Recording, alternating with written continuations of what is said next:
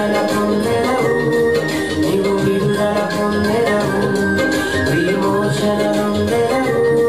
వందనములు స్తుతులు స్తోత్రాలు చెల్లిస్తున్నాం ప్రభు. కృపగల తండ్రి, మీకు స్తోత్రాలు చెల్లిస్తున్నాం ప్రభు. ఈ దినం జరుగుతున్న ఈ కూడికను భోగాలంగా జరిపించండి తండ్రి. దైవజనుని ఎత్తి పట్టుకుని వాడుకోండి తండ్రి. దైవజనుని మీ చిరు చోటను మరుగుపరిచి మేడంతర ఆత్మతో ఎత్తి పట్టుకుని వాడుకోండి తండ్రి. దైవజనుని ద్వారా బోధించబడే వాక్యం ప్రతి ఒక్క హృదయంలో నూరంతలుగా ఫలించడానికి సహాయం దయచేయండి. ఈ కార్యక్రమం అంతట్లో మీరు తోడేయండి, దీవించి నడిపించండి. ఘనత మహిమా ప్రభావం మీకే చెల్లిస్తూ యేసు ప్రభు వారి పుణ్యనామం నమ్మక వినయంతో ప్రార్థించి స్తుతించి గణపరిచి వేడుకొంచున్నాం తండ్రి.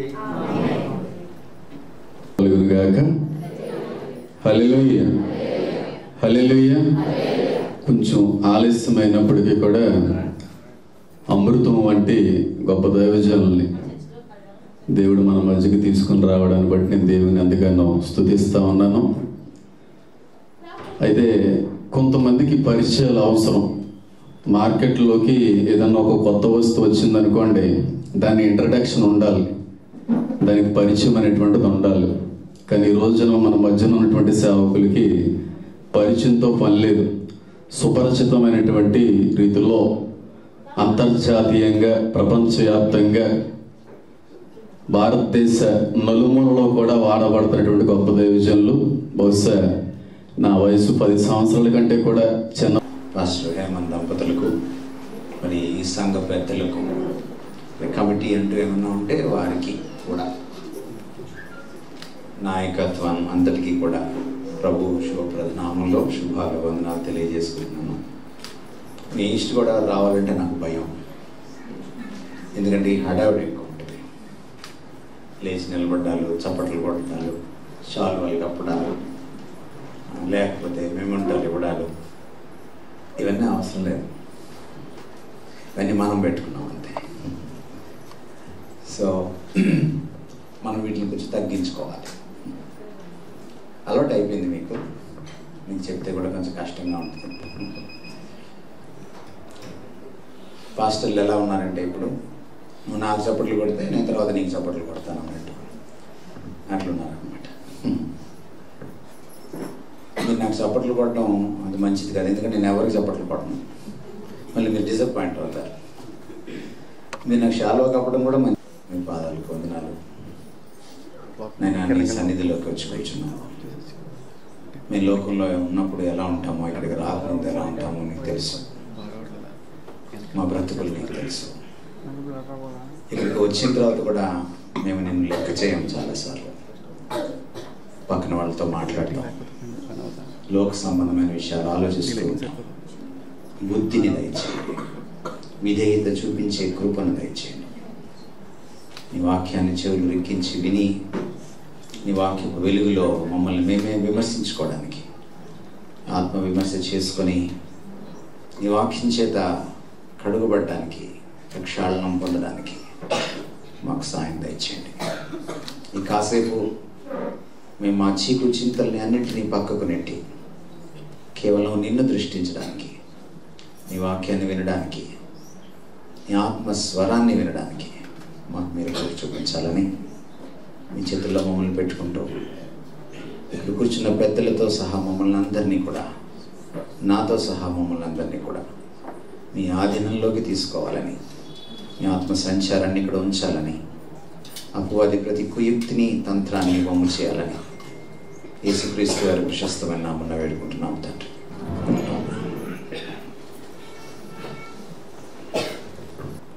యాక్చువల్గా హేమన్ గారు నాకు తెలియదు, వారు కేవలం నాకు ఫోన్లో స్వరం పరిచయం అంతే. దీనికోసం ప్రార్థన చేశారు, ఫోన్ చేశారు వారు. అయ్యా సెల్ ఫోన్ మోగితే ఒక చిన్న విషయం ఏంటంటే, మీ సెల్ ఫోన్ మోగితే అది నాది, నేను గుంటూరు తీసుకెళ్ళిపోతాను, ఇది డీల్. మోగుతుంది అని ఎవరికైనా తెలుసు కదా, మీకు తెలుసు కదా. సైలెంట్గా లేదంటే మోగుతుంది, మీరు బయట కూర్చోండి. లేదంటే మీ సెల్ ఫోన్ నాకు ఇచ్చేయండి, అది నాదే. నేను ఇక్కడ ఎవరో ఒకరికి దానం చేసి వెళ్తాను వెళ్ళేటప్పుడు. కాకినాడలో చాలామంది పాపం సెల్ కొనుక్కోలేని వాళ్ళు ఉన్నారు, మీకు కూడా పుణ్యం వస్తుంది. డిస్టర్బ్ చేయొద్దు దయచేసి. సో పారా శామ్యుల్ గారి గురించి నేను అడిగాను, ఎందుకంటే నేను ఒక సంఘంకి వెళ్ళేటప్పుడు నాకు సో వారు చాలా గొప్ప సేవ చేశారు అని. సో వారు పరమపదించిన వారి గురించి నా స్నేహితులు నాకు మంచిగా చెప్పారు. నేను వచ్చిన దగ్గర నుంచి చెప్తూనే ఉన్నారు చాలామంది. సో ఆ కారణంగా హేమన్ గారు తెలియకపోయినా నేను ఇక్కడికి రావడం జరిగింది. మీ తాతగారి వల్ల వారితో కూడా నాకు పరిచయం లేదు. బట్ వారి సాక్ష్యం గొప్పది కనుక, ఇప్పుడు అలాంటి వాళ్ళు లేరు కనుక సో ఒక భాగ్యంగా భావించి ఇక్కడికి వచ్చాను అనమాట.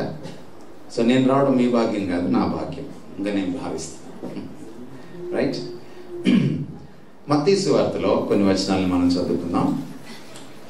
మీకు బైబిల్ రెగ్యులర్గా చదివే అలవాటు లేకపోతే కొత్త నిబంధన ఒకటి ఉంటుంది, 2వ భాగము, దాంట్లో 17వ పేజీ అని ఉంటుంది. అక్కడికి రండి. మత్తయి సువార్త 16వ అధ్యాయం 17వ పేజీ. అక్కడ నుంచి నేను కొన్ని వచనాలు చదువుతున్నాను. 13 నుంచి. దాన్ని దగ్గర చదవగలవా? మైక్ పనిచేస్తాం చూడండి ఒకసారి. తమ్ముడికి ఒక మైక్ ఇవ్వగలరా డానియల్ గారికి? బ్రదర్ చూడండి, అది ఆన్ చేసి చూడండి.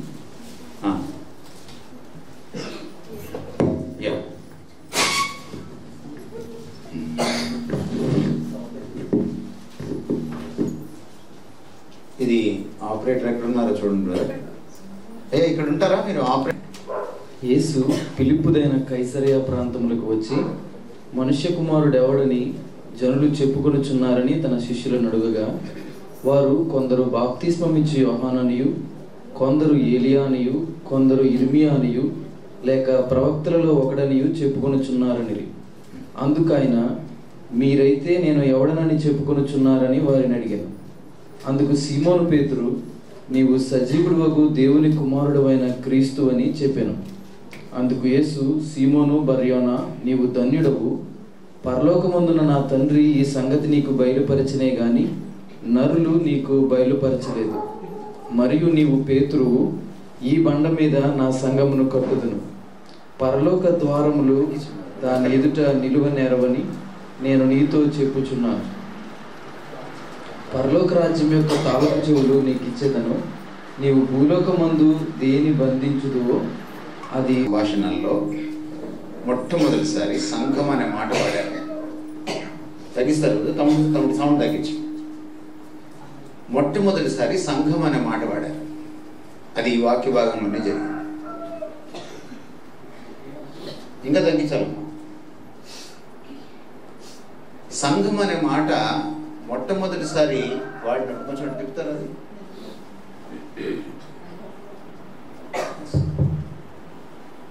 ఎందుకు మనం మొట్టమొదట వాడిన ఆ ప్రస్తావన దగ్గరికి వెళ్ళాలంటే, సంఘం అంటే ఏంటో మనకు తెలియాలి అంటే, వాక్యంలో మొదట సంఘం అనే మాట ఎక్కడ వాడారో అక్కడికి వెళ్ళాలి. వెళ్తేనే మనకు అర్థమవుతుంది. దీన్ని మొదటి ప్రస్తావన నియమం అంటారు బైబిల్ స్టడీ చేసేటప్పుడు. ప్రిన్సిపల్ ఆఫ్ ఫస్ట్ మెన్షన్ అంటారు అన్నమాట. ఇప్పుడు మీరు చాలా మంది ఇక్కడ కూర్చున్నారు కదా, ఈ సంఘస్థులేనా? అందరు ఈ సంఘస్థులు చేతులు ఎత్తున్నారు. అందరూ ఈ సంఘస్థులే ఉన్నారు. ఓకే, దాదాపుగా వెరీ నైస్. ఇప్పుడు మీకు చిన్న పరీక్ష పెట్టాను అనుకుంటున్నాను. సంఘము అనగానేమి వివరించి దాని స్వభావ స్వరూపములు, లక్షణములు, బాధ్యతలు, బరువులు రాయండి. 20 మార్కులు క్వశ్చన్ ఇచ్చాను అనుకోండి. ఎన్ని టౌలు రాయగలరు?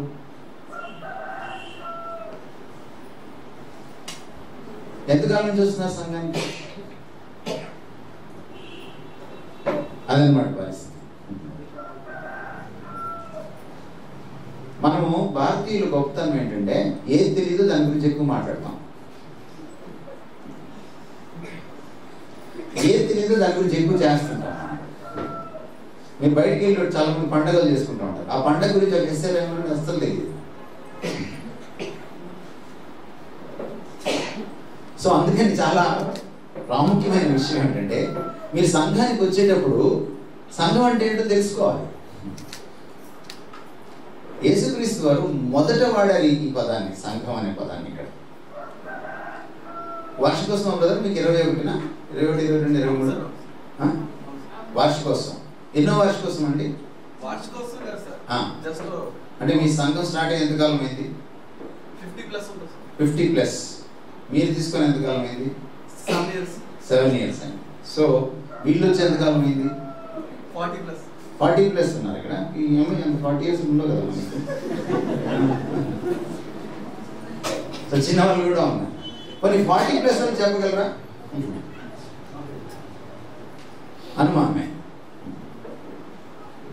సో అంచేత ఏమిటంటే మనం ప్రభు పని చేసేటప్పుడు, ప్రభు సహవాసంలో ఉన్నప్పుడు, ప్రభు సమక్షంలో సన్నిధిలో ఉండేటప్పుడు మనం ఎవరము, ఏం చేస్తున్నాము, ఎందుకు చేస్తున్నాము, ప్రభు ఎవరు, ఇవన్నీ మనం తెలుసుకోవాలి. తెలుసుకోకుండా లోపలికి వచ్చి కూర్చొని కాస్త భజన చేసుకొని లెంపలేసుకొని వెళ్ళిపోయేది కాదు. ఇది దేవాలయం కాదు. బయట దేవాలయాలు ఉంటాయి, వాళ్ళు 5 నిమిషాలు కూడా ఉంటారు అక్కడ. చెప్పులు ఇప్పుతారు, మళ్ళీ ఆ చెప్పులు ఎవడో ఎత్తుకుపోయేలో వేసుకెళ్ళిపోతారు, మళ్ళీ ఇంటికి వెళ్ళిపోతారు. ఈలోపే కొబ్బరికాయ కొట్టడం, లెంపలు వేసుకోవడం అన్నీ అయిపోతాయి. ఇక్కడ అలా కాదు. ఇక్కడ మీరు ఇక్కడ శాంతంగా ఎందుకు కూర్చున్నారంటే మొత్తం వాక్యం చెప్తున్న విషయాల్ని ఆశాంతం మీరు తెలుసుకోవాలి. ఇది చాలా అవసరం అన్నమాట. తెలియకుండా చేస్తే చాలా పెద్ద పొరపాటు అయిపోతుంది. సమరయ స్త్రీతో అన్నాడు, అమ్మ మీరు తెలియని దాన్ని మీరు ఆరాధిస్తారు, మేము తెలిసిన దాన్ని ఆరాధిస్తాము. సమరయుల్లా ఉండకూడదు, మనం విధుల్లా ఉండాలి. ఎంతమంది వాక్యం రోజు దగ్గర వాళ్ళు ఉన్నారు ఇక్కడ? దేవుని సంగతిలో అబద్ధాలు అడగకూడదు కదా. ఇక్కడన్నా నిజం చెప్తారని నాకు నమ్మకం మీ మీద.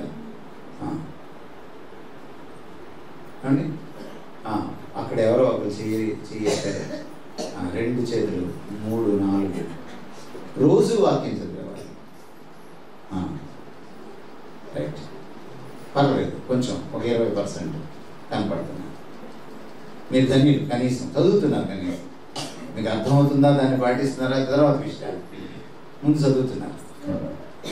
ఇది ఎప్పుడైనా చదివారా ఈ వాక్య భాగం? 16వ అధ్యాయం. ఇక్కడ మీరు చూస్తే 2 విషయాలు ప్రధానంగా కనపడుతున్నాయి. ఒకటి క్రీస్తు ఎవరు, ఇంకొకటి క్రీస్తు వారు స్థాపించే సంఘము ఏమిటి. ఈ 2 మనకి కనపడుతున్నాయి. యేసుక్రీస్తు వారు శిష్యులకి సంఘం గురించి బోధించకముందు, సంఘం గురించిన ప్రస్తావన తేకమునుకు ఆయన మొదట సంఘం గురించి మాట్లాడారు. మీరు గమనిస్తే 13 నుంచి 20 దాకా మీరు చదివితే 16వ అధ్యాయం మత్తయి సువార్త. ఎవరి గురించి మాట్లాడారు? ముందు తన గురించి మాట్లాడారు. సంఘం గురించి మాట్లాడక ముందు ఆయన తన గురించి తాను ఎవరు అనేది మాట్లాడారు. ఎందుకు అలా మాట్లాడుంటారు? నాలాగే ప్రశ్నలు వేస్తున్నారు. ఆయన దగ్గర నేర్చుకున్నాను నేను. ఆయన ఏమన్నాడు? నా గురించి ప్రజలు ఏమనుకుంటున్నారు అన్నాడు. ముందు సామర్లకోటలో ఏమనుకుంటున్నారు అని. ఆ చర్చ్ వాళ్ళు ఇలా అనుకుంటున్నారండి, ఈ చర్చ్ వాళ్ళు ఇలా అనుకుంటున్నారండి చెప్పారు పాప ఆయన శిష్యులు. సరే తమరేమనుకుంటున్నారు అని అడిగారు శిష్యుల్ని. తర్వాత అప్పుడు పేరు చెప్పాడు, నీవు జీవం గల దేవుని కుమారుడైన క్రీస్తు అని కదా. అప్పుడు ఆయన అన్నాడు, ఇది నరులు నీకు తెలియచేయలేదు, ఇది నీ సొంత పైత్యం కాదు, పక్కన వాడి పైత్యం కూడా కాదు, ఇది దేవుడు నీకు తెలియజేశాడు. ఇది పూర్తయిన తర్వాతనే ఆయన సంఘం గురించి మాట్లాడారు. ఎందుకు తన గురించి మాట్లాడిన తర్వాత సంఘం గురించి మాట్లాడారు ఆయన? మీకు ఏమైనా ప్యాసేజ్లో ఏమైనా హింట్ ఏమైనా దొరుకుతుందా? ఏమైనా క్లూ దొరుకుతుందా? ఏమైనా ఆధారం దొరుకుతుందా? ఆయన సంఘంకి ముందు ఏం వాడారో చూడండి. సంఘానికి ముందున్న పదం ఏమిటి చెప్పండి అమ్మ. చదవకండి అమ్మా.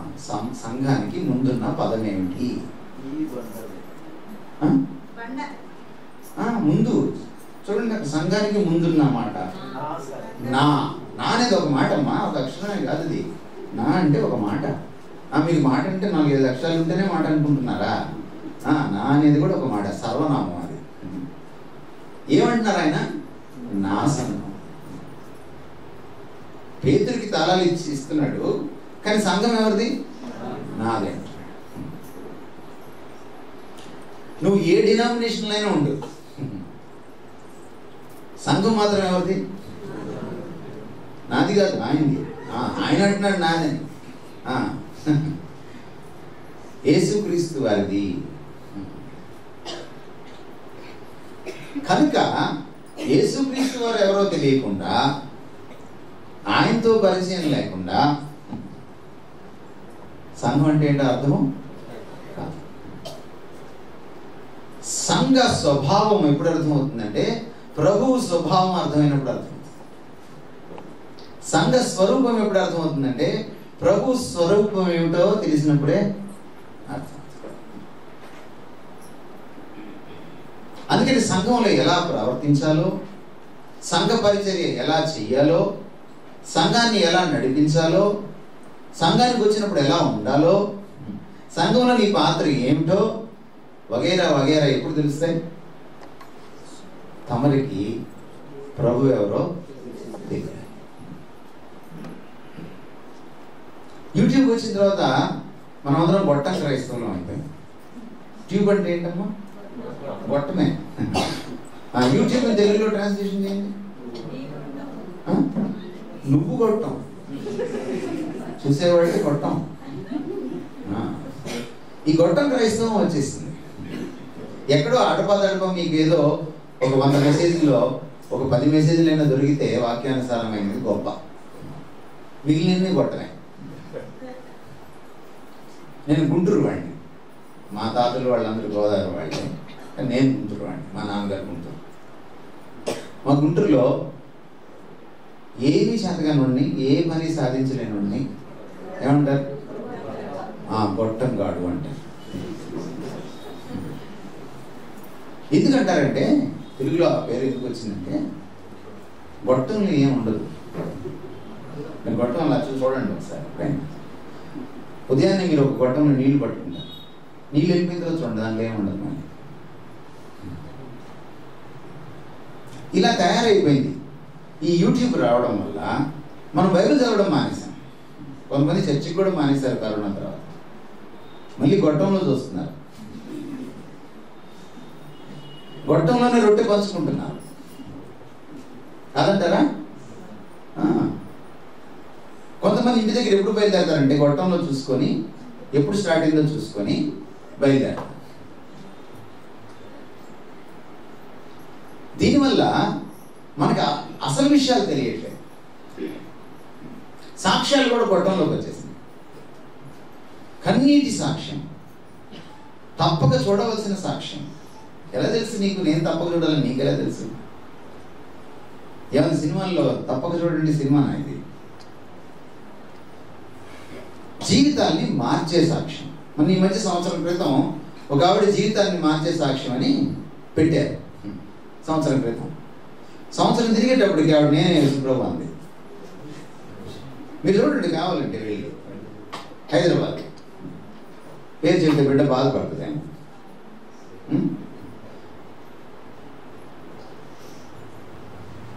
మీరేంటి సాక్ష్యం చూసి అబ్బో అనుకుంటున్నాను. ఇప్పుడు చర్చిలో కూడా సాక్ష్యాలు ఎక్కువ మీ చర్చిలో కూడా ఉంటాయి. ఒకవేళ ఉంటే తీసేసుకోండి, అది మంచిది. సాక్ష్యం బయట చెప్పాలి, ఇక్కడ కాదు. సో మనకి వెరసి ప్రభు ఎవరో తెలియదు, సంఘం ఏమిటో తెలియదు, ప్రభు పరిచర్య ఏమిటో తెలియదు, అసలు మానవరం కూడా తెలియదు. ఇది పరిస్థితి.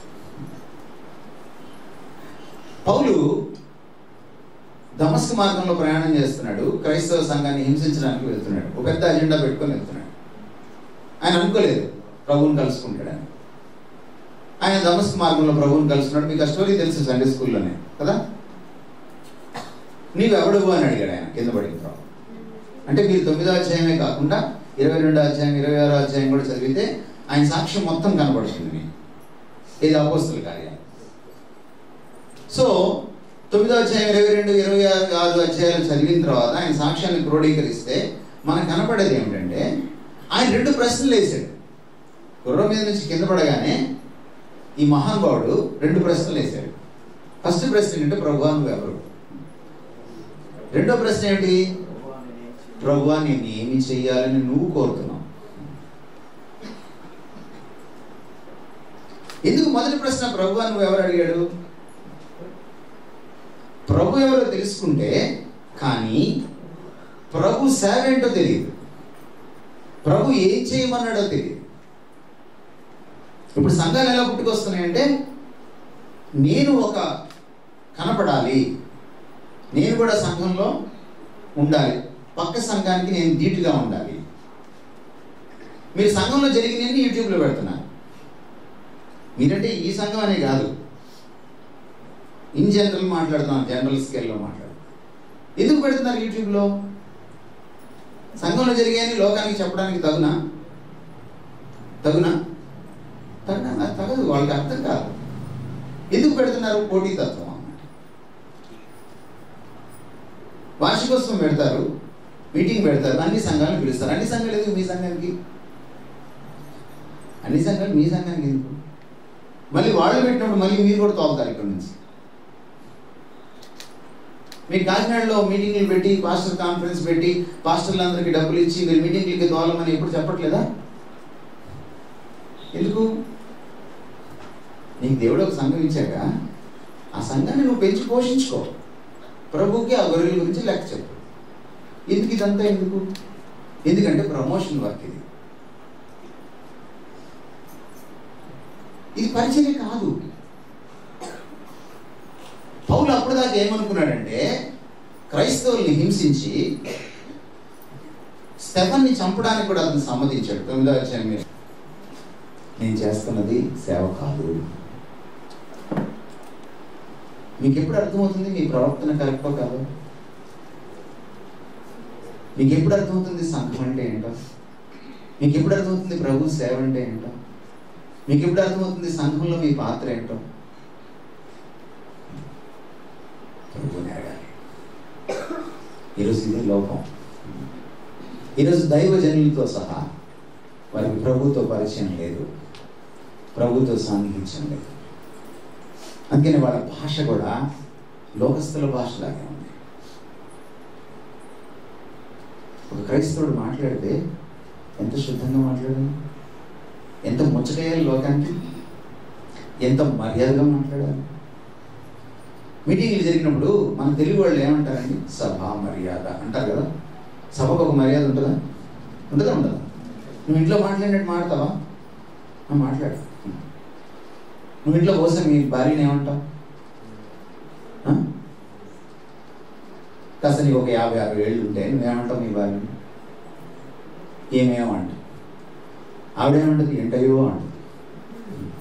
కానీ ఇక్కడికి వచ్చిన తర్వాత మీరు మీ భార్యని ఎలా పిలుస్తారు? ఏమేమిట్రా అంటారా? అనరు. ఇక్కడికి వచ్చిన తర్వాత ఏమంటారు? పాపం ఆవిడని మంచిగా పేరు పెట్టి పిలుస్తారు. ఏమన్నారు దాన్ని? సభా మర్యాద అన్నారు దాన్ని. మీకు చెప్పాలా నేను మర్యాద? గోదావరి మీ దగ్గర మేము నేర్చుకోవాలి.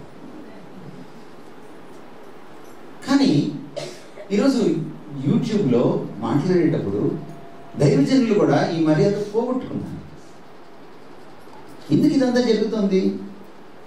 మన కుర్రాళ్ళు, మన క్రైస్తవ పిల్లలు యూట్యూబ్లో రాజ్యం వెళ్తూ ఉంటారు, కింద కామెంట్లు పెడతా ఉంటారు, ట్రోలింగ్లు చేస్తూ ఉంటారు.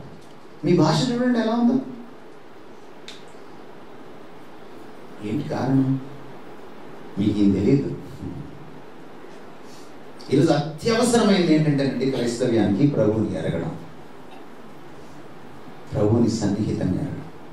నాకు ఈరోజు దైవజనులు చూస్తే నాకేమనిపిస్తుందంటే వాళ్ళు లోకస్తులు పోజు కొట్టినట్టు పోజు కొడుతున్నారు.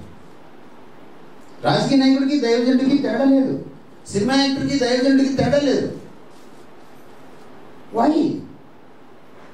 అంటే నీ దేవుడిని నువ్వు ఎరగవు. ఈ దేవుడిని కలుసుకున్నాక నీ బాడీ లాంగ్వేజ్ మారుతుంది, నీ ముఖ కవళికలు మారుతాయి, నీ భాష మారుతుంది, నీవు ప్రజల్ని చూసే విధానం మారుతుంది, నువ్వు చెప్పే మాటలు మారుతాయి, నీ ప్రవర్తన మారుతుంది, నీ సంబంధాలు మారుతాయి. నీ సేవ ఇలా ఉండదు. ప్రభువుని ఎరగడం అత్యంత ప్రధానమైనది. ఈరోజు క్రైస్తవులకి ప్రభు గురించి తెలుసు, కానీ ప్రభు తెలియదు. అది తేడా. పేతురుని ఎందుకు ప్రభు మెచ్చుకున్నాడంటే, నువ్వు నేనెవరో తెలుసుకున్నావు, ఇది నీకు నా తండ్రి బయలుపరచడు, నరులు బయలుపరచలేదు. ప్రభువుని లోతుగా ఎరగడం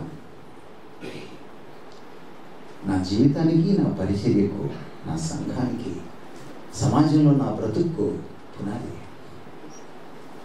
పులికొల్పు ప్రమాణం కూడా. తెలుగు అర్థమవుతుందమ్మా? చైతన్య వాళ్ళు ఎవరైనా ఉన్నారు ఇక్కడ? చైతన్య నారాయణ వాళ్ళు, వాళ్ళకి అర్థం కాలేదు.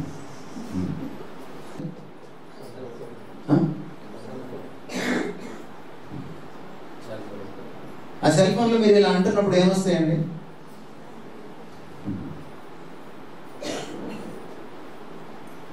ఈరోజు మీరు ఏ సబ్జెక్ట్ అయినా రాయగలరు యేసుప్రభు అంటే తప్ప. మీకు అన్నీ తెలుసు. ఇది కరెక్ట్ కాదు. మీటింగ్లో మార్పు రాదండి. నలంటల నుంచి బోధిస్తే రివైవల్స్ రావు, ఉజ్జీవాలు రావు.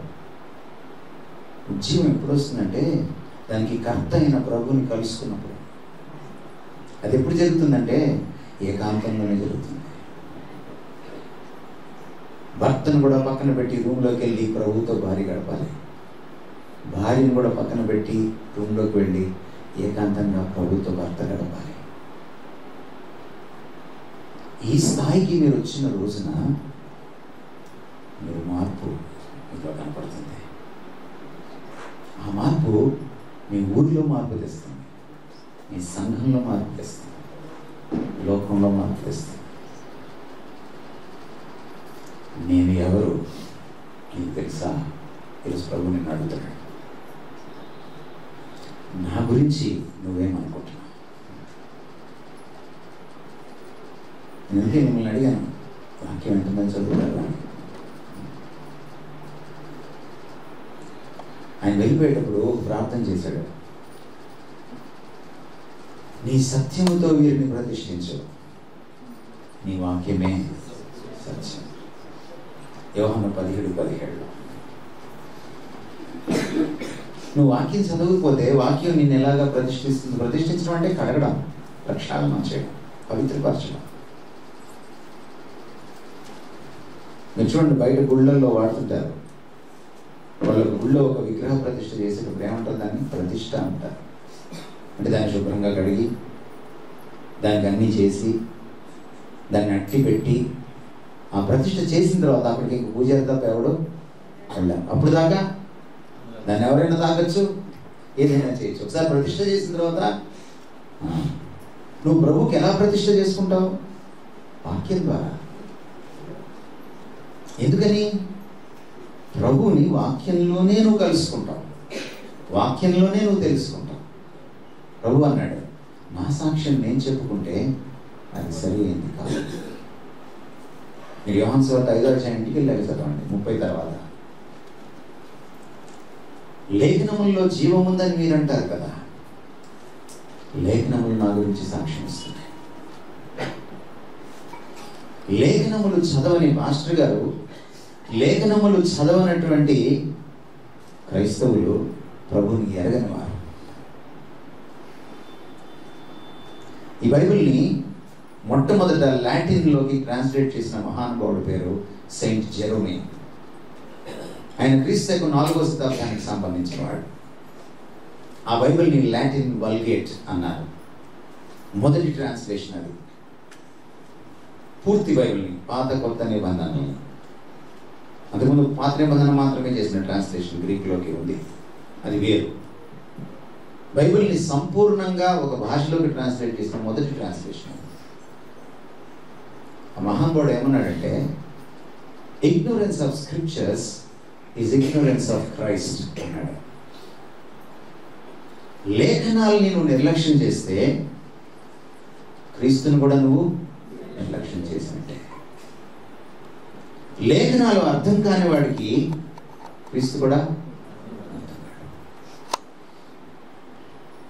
అందుకని క్రీస్తు చనిపోయినప్పుడు డీలా పడిపోయి ఇంకా మా పనంతా అయిపోయింది అని అనుకుంటున్నప్పుడు, వాళ్ళు ఎంఐ మార్గంలో నడుచుకుంటూ నీరసించిపోతున్నప్పుడు వాళ్ళతో ఒక 3వ వ్యక్తి జాయిన్ అయ్యాడు. లూకాసు వార్త 24లో మీకు సన్నివేశం కనపడుతుంది. ఇది యేసుక్రీస్తు వారు చనిపోయిన తర్వాత ఆయన పునరుద్ధానం చెందక ముందు మధ్యకాలం అన్నమాట. ఆ రోజున కలిశాడు వాడిని. మధ్యలో ఒక రోజు మిగిలింది కదా. వాళ్ళకి యేసుక్రీస్తు గురించి ఆ మూడో వ్యక్తి చెప్పుకుంటూ వచ్చాడు. ఎక్కడి నుంచి?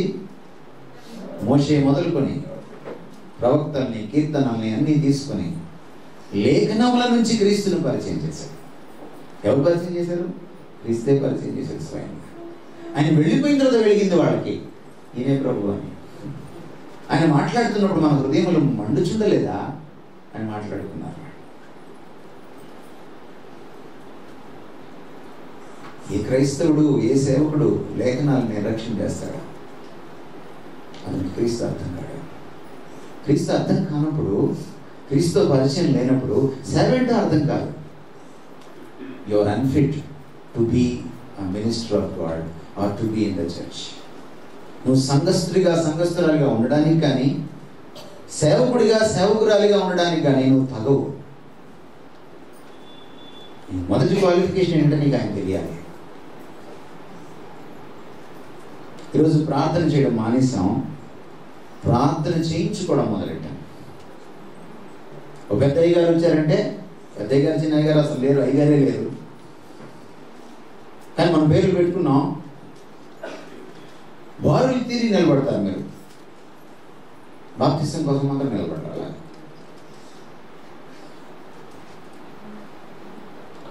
అయ్యా నాకు ప్రార్థన చేయి, మా అమ్మాయికి ప్రార్థన చేయి. ఏమొస్తుంది? వాళ్ళు చేసి ప్రార్థన చేస్తారు. ఎక్కడుంది ఇలాగా అలా ప్రార్థన చేయించుకోమని? ప్రభువు ఎప్పుడైనా రండి ప్రార్థన చేస్తాను అన్నాడా? అపోస్తలుల దగ్గర ఎవరైనా అట్లా నిలబడ్డారు క్యూలో ప్రార్థన చేయించుకోవడానికి? Never never. ప్రభుని అతి క్లోజ్గా చూసిన శిష్యులకు ఏమనిపించింది తెలుసా? నాకు కూడా ప్రార్థన చేయవా అనాలనిపించలా? నీ ప్రార్థన చాలా బలంగా ఉంటుంది కదా. ప్రభుని క్లోజ్గా చూసిన శిష్యులకు కోరిక కలిగింది, నీలాగా ప్రార్థించడం నేర్పించవా అని అడిగాను. అప్పుడు వచ్చింది ప్రభు ప్రార్థన. పరలోక మందున మా తండ్రి అంటారు చివరిలో.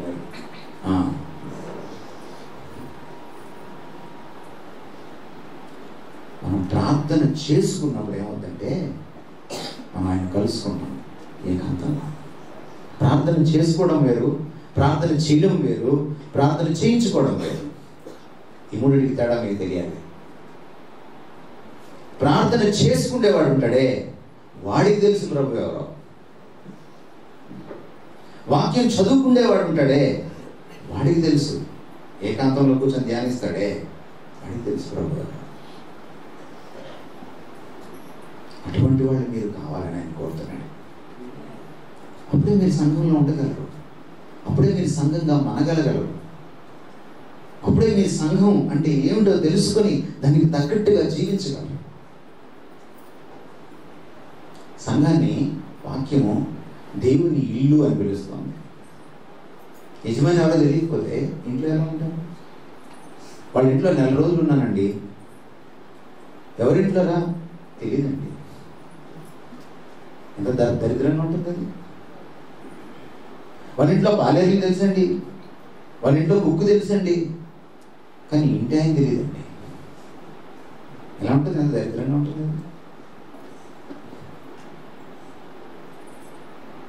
ఇది దేవుని ఇల్లు. ఆయన్ని తెలుసుకోకుండా ఈ ఇంట్లో నువ్వు బతకడానికి వీల్లేదు. ఇది ప్రాముఖ్యం. ఇక్కడ నుంచి మీరు సాయం ముగించిన తర్వాత వెళ్ళాక మీరు ఒక్కటే కంకణం కట్టుకోవాలి. ప్రభువా నీకు టైం ఇస్తాను, నీతో గడుపుతాను, నేను తెలుసుకున్నాను. మోషే జీవితాన్ని మనం చూస్తే 40 ఏళ్ళు అంతఃపురంలో వేస్ట్ అయిపోయాయి ఆయనకి, ఇంకో 40 ఏళ్ళు అరణ్యంలో వేస్ట్ అయిపోయాయి. అప్పుడు కలిసాడు మండుచున్న పొదలో దేవుడు. ఆ చివరి 40 ఏళ్ళలోనే అవి చరిత్ర సృష్టించాయి. ప్రభువుని కలుసుకున్నాక నీ బ్రతుకు మలుపు తిరగడమే కాదు, చరిత్ర గతి కూడా మలుపు తిరుగుతుంది. ప్రాముఖ్యం. 3వ అధ్యాయంలో ప్రభువుని కలుసుకున్నాడు. అతి చిన్న ప్రత్యక్షత, చిన్న పొద. మన ఈ మధ్య సీనా పర్వతానికి వెళ్తే ఆ పొద ఎంతో చూస్తే 4 అడుగులు కూడా ఉండదు అది. ఆ పొద హైట్ వెడల్పు ఈ 2 చేతులు ఇలా చాచితే మనకి ఆ వెడల్పు ఈజీగా దాన్ని కావలించుకోవచ్చు. అలాంటి చిన్న పొద అది. ఆ పొద మండుతుంది, పొద కాలట్లేదు. ఆసక్తిగా ఆశ్చర్యకరంగా దగ్గరికి వెళ్ళిన తర్వాత మాటలు వినపడ్డాయి ఆయనకి. ప్రభు అని తెలుసుకోవడానికి కూడా ఆయనకు కుదరలేదు. ఆయనే చెప్పాల్సి వచ్చింది, నీ చెప్పులు విప్పని. ఆయనే నేర్పించాల్సి వచ్చింది. అట్లాంటి చిన్న పరిచయం దేవుడితో. ఇది నిర్గమకాండం 3వ అధ్యాయంలో మీకు కనబడుతుంది.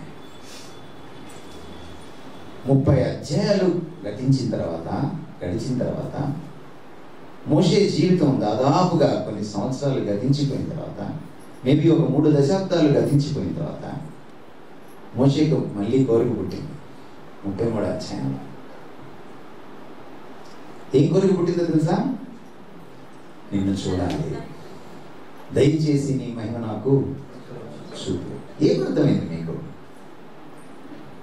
3వ అధ్యాయానికి 33వ అధ్యాయానికి మోషేలో తేడా ఏమిటి? మీకేమర్థమైంది? ఎందుకు ఆ తేడా వచ్చిందో మీకేమర్థమైంది? అదే 33వ అధ్యాయంలో మీకు క్లూ దొరుకుతుంది. మండుచున్న పొదలో దేవుణ్ణి కలుసుకున్నప్పుడు ఈ దేవుడు ఇతనికి తెలియదు, తన పితరుల దేవుడని కూడా తెలియదు, చెప్పులు ఇప్పాలని కూడా తెలియదు. కానీ 33వ అధ్యాయంలో ఏం రాయబడిందంటే,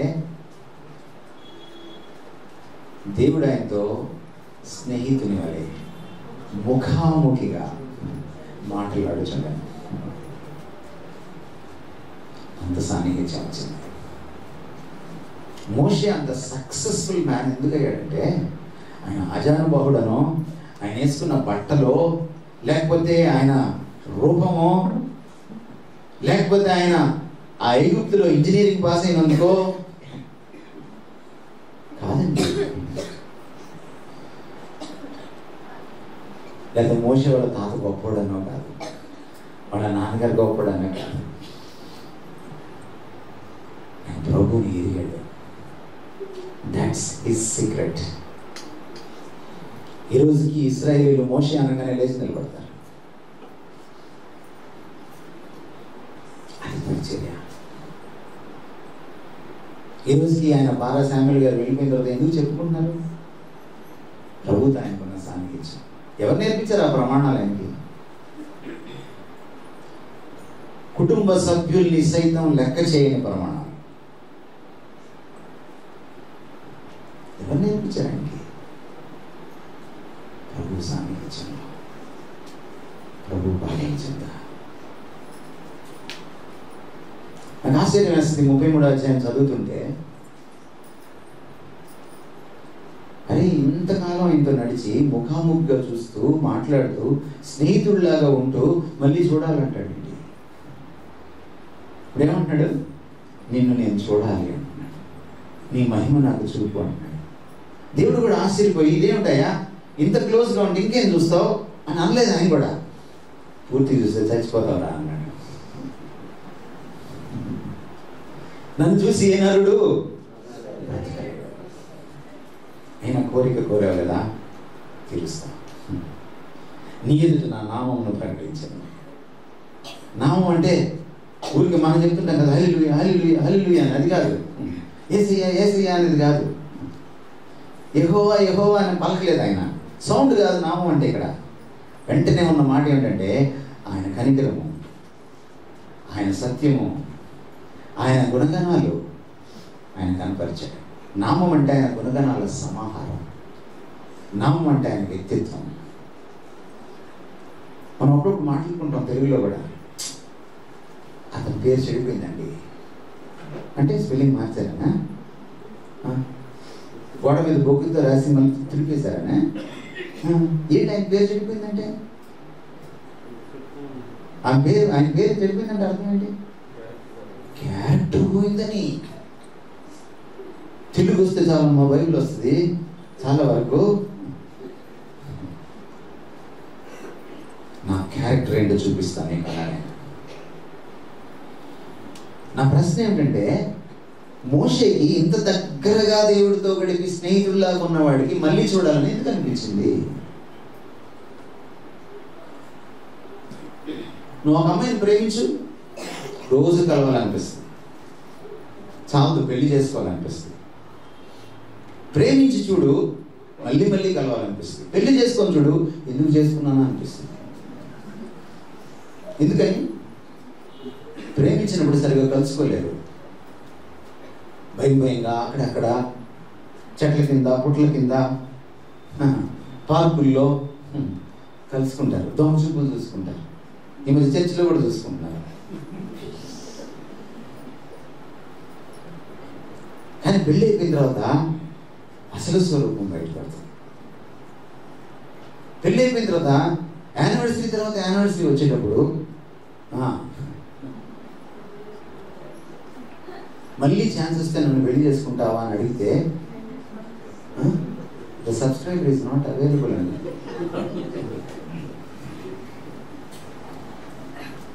కానీ దేవుడికి అలా కాదు. ఆయన తెలుసుకోగా దగ్గరికి జరగ్గా ఇంకా తెలుసుకోవాలని అనిపిస్తుంది. ఎందుకు మీకు ప్రభు తెలియదు? మీరు ఆయన రుచి చూడలేదు.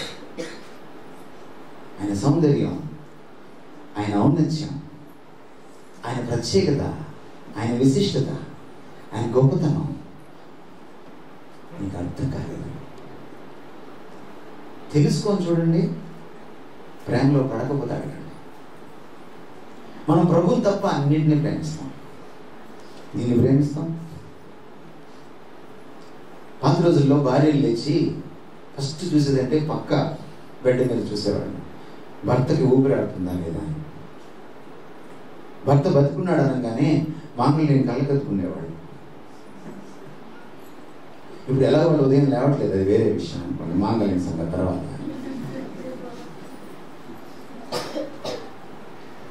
కానీ ఇప్పుడు లేచి మోడర్న్ భార్య భర్తలు కళ్ళు కూడా తెరవట్లేదు. పక్కన భార్య ఉందా, భర్త ఉన్నాడా కూడా చూడట్లేదు, చేతితో తడుగుతున్నారు. ఏముందని? సెల్ ఫోన్ ఉందా లేదా.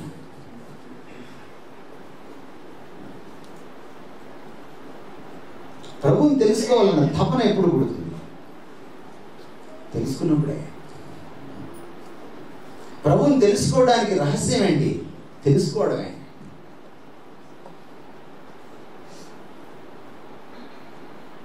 తెలుసుకుంటే ప్రేమిస్తాం, ప్రేమలో పడతాం, ఇంకా తెలుసుకోవాలనిపిస్తుంది. నీ క్రైస్తవ జీవితానికి అదే కీలకం, నీ సంఘానికి అదే కీలకం, నీ సేవకు అదే కీలకం, సమాజంలో నీ బతుకు కూడా అదే కీలకం. ఇదే ఈరోజు కావాలి. ఇది లేకుండా ఇంకా ఏమున్నా వ్యర్థమే. మీరు పాలరాలతో చర్చలు కట్టుకోండి, వ్యర్థమే. నేను ఇక్కడికి వచ్చి మాటలు దంచేయండి, వ్యర్థమే. మీరు గొప్ప గొప్ప ప్రసంగాలు చేయండి, వ్యర్థమే. మీరు ముసుగేసుకొని కన్నీళ్ళు కాచి ప్రార్థన చేస్తారు కదా పబ్లిక్లో కన్నీళ్ళు ఎప్పుడు కూడా నమ్మద్దు, అస్సలు నమ్మద్దు. మీరు అనుకుంటున్నారా ఏడ్చే మగాడిని నమ్మకూడదని? పబ్లిక్లో ఏడ్చే ఆడదాన్ని కూడా నమ్మకూడదు. అందులో క్రైస్తవ ఆడవాళ్ళని అసలు నమ్మకూడదు. వాళ్ళు ప్రతి మీటింగ్లో ఏడుస్తారు, ఇంటి దగ్గర వాళ్ళ ఆయన్ని ఏడిపిస్తారు. మీరు కావాలంటే చూడండి, మీరు వెరిఫై చేసుకోండి.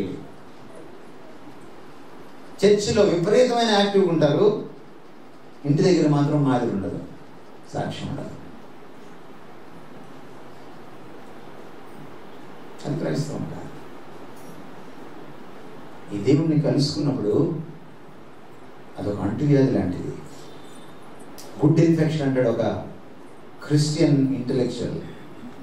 ఒక మంచి అంటువ్యాధి లాగా సోకుతుందంటారు. ఈ లక్షణాలు మనకు అంటుకుంటాయి.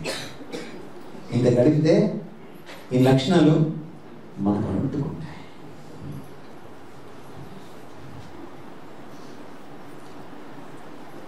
తానెవరో తెలుసుకున్నారని తెలుసుకున్నాక అప్పుడు మాట్లాడుతున్నాడు సంఘం గురించి.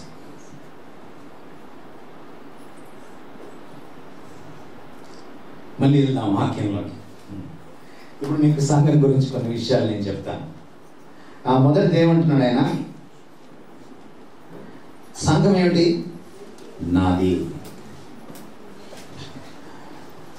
పేతురుని మొదటి పాస్టర్గా అపాయింట్ చేశాడు. దీనికి కనెక్టెడ్ చాప్టర్ ఎక్కడ ఉంటుందంటే మీకు యోహాను సువార్త 21లో ఉంటుంది. ఈ బైబిల్స్ అక్కడికి వెళ్ళండి. యోహాను సువార్తల్లో చివరి సువార్త కదా, 21వ అధ్యాయము యోహాను సువార్తలో చివరి అధ్యాయం. ఎందుకంటే మీకు చెప్పలేను ఏమా, ఇంకా పేజీలు తిప్పుతానే ఉన్నాయి, అందుకే వాక్యం చదవను.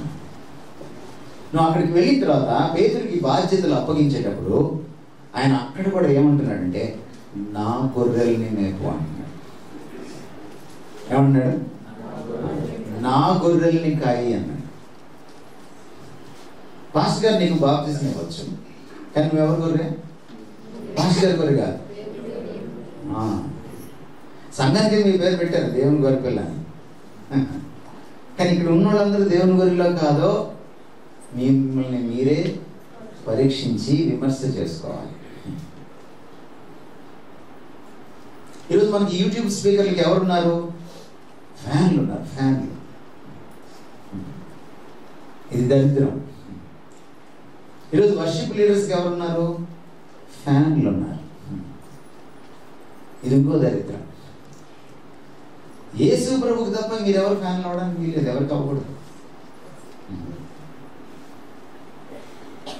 ఇది సంఘం గురించిన మొట్టమొదటి విషయం ఏంటంటే మీరు ఆయన వారు, ఆయన మీ దేవుడు, మనము ఆయన మేపు గొర్రెలం.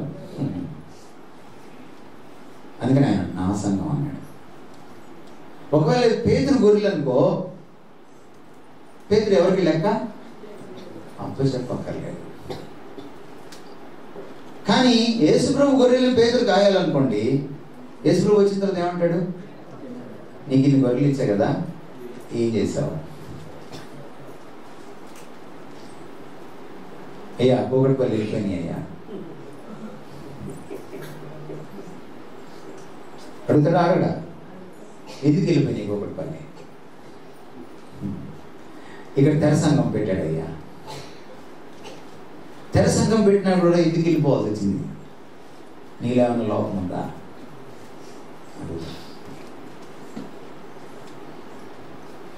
సంఘస్థులు కూడా తెలుసుకోవాల్సింది ఏంటంటే మీరు సంఘంలోకి వచ్చిన తర్వాత, క్రీస్తులోకి వచ్చిన తర్వాత మీరు అమ్మ కుర్చీ కాదు, నాన్న కుర్చీ కాదు,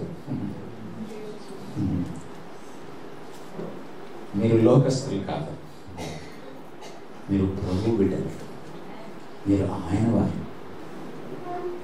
మీ మీద మీకు కూడా హక్కు లేదు. అందుకని ఏమన్నాడు పౌలు రాసేటప్పుడు కొరింథీ పత్రిక, మీరు మీ అమ్మ సొత్తు కాదు అనలా, మీ సొత్తు కూడా కాదు అన్నాడు. ఇంకా అమ్మేది నానేది. మీరు మీ సొత్తు కూడా కాదు. క్రైస్తవం అంటే ఏంటో తెలుసా మీకు? యేసుక్రీస్తుకి అర్పించేసుకోవడం, దాసోహం అయిపోవడం, ఆయనకి ఇచ్చి వేసుకోవడం. ఎందుకంటే అంతకంటే ముందు నీ కోసం ఆయన సెలువులో ఇచ్చి వేసుకున్నాడు. బయట దేవుడికి హక్కు లేదు నేను కోరడానికి. నువ్వు కిరీటం వేస్తే తీసుకుంటారు, అంత సీన్ లేకపోతే ఆ కిరీటం కింద ఉన్నటువంటి తలనీలాలు ఇస్తే కూడా తీసుకుంటారు. అది చాలు వాళ్ళకి. కానీ ఈయన సరిపోదు.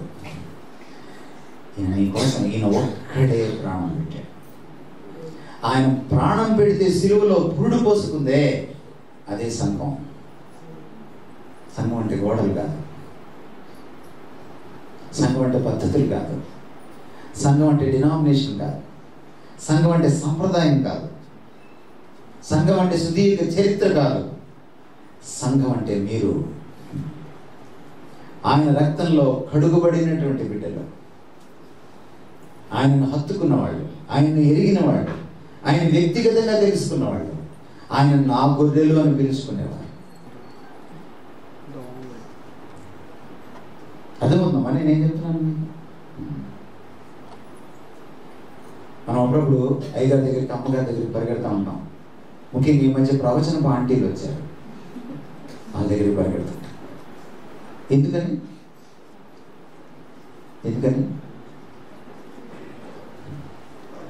మీరు ఆయన స్వరాన్ని గుర్తించలేకపోతున్నారు, అందుకని ఆంటీ గారి స్వరం విని మీకు చెప్తుంది అనమాట. యేసుప్రభు ఏమన్నాడు? నా గొర్రెలు. మధ్యలో ఆంటీ ఎవరు? మధ్యలో ఆంటీ ఎవరు?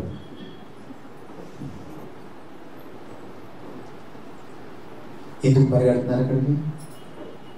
మొన్న ఆయన చెప్పాడు కరెంటు లేకపోయినా ఫ్యాన్ తిరుగుతూనే ఉంటుందని. ఎలక్షన్ అయిపోయిన తర్వాత తల తిరిగిపోయింది. అవునా? చెప్పాడా ప్రవక్త ఆయన? 10 లక్షల మంది వచ్చి మైదానంలో కూర్చుంటే ప్రవక్త అయిపోతాడా? చదువుకొని ఇంటికి వెళ్ళిన ద్వితీయోపదేశకాండం 18వ అధ్యాయం. ఒక్క అబద్ధం ఆడినా ఆడు నా ప్రవక్త కాదన్నాడు ఆయన.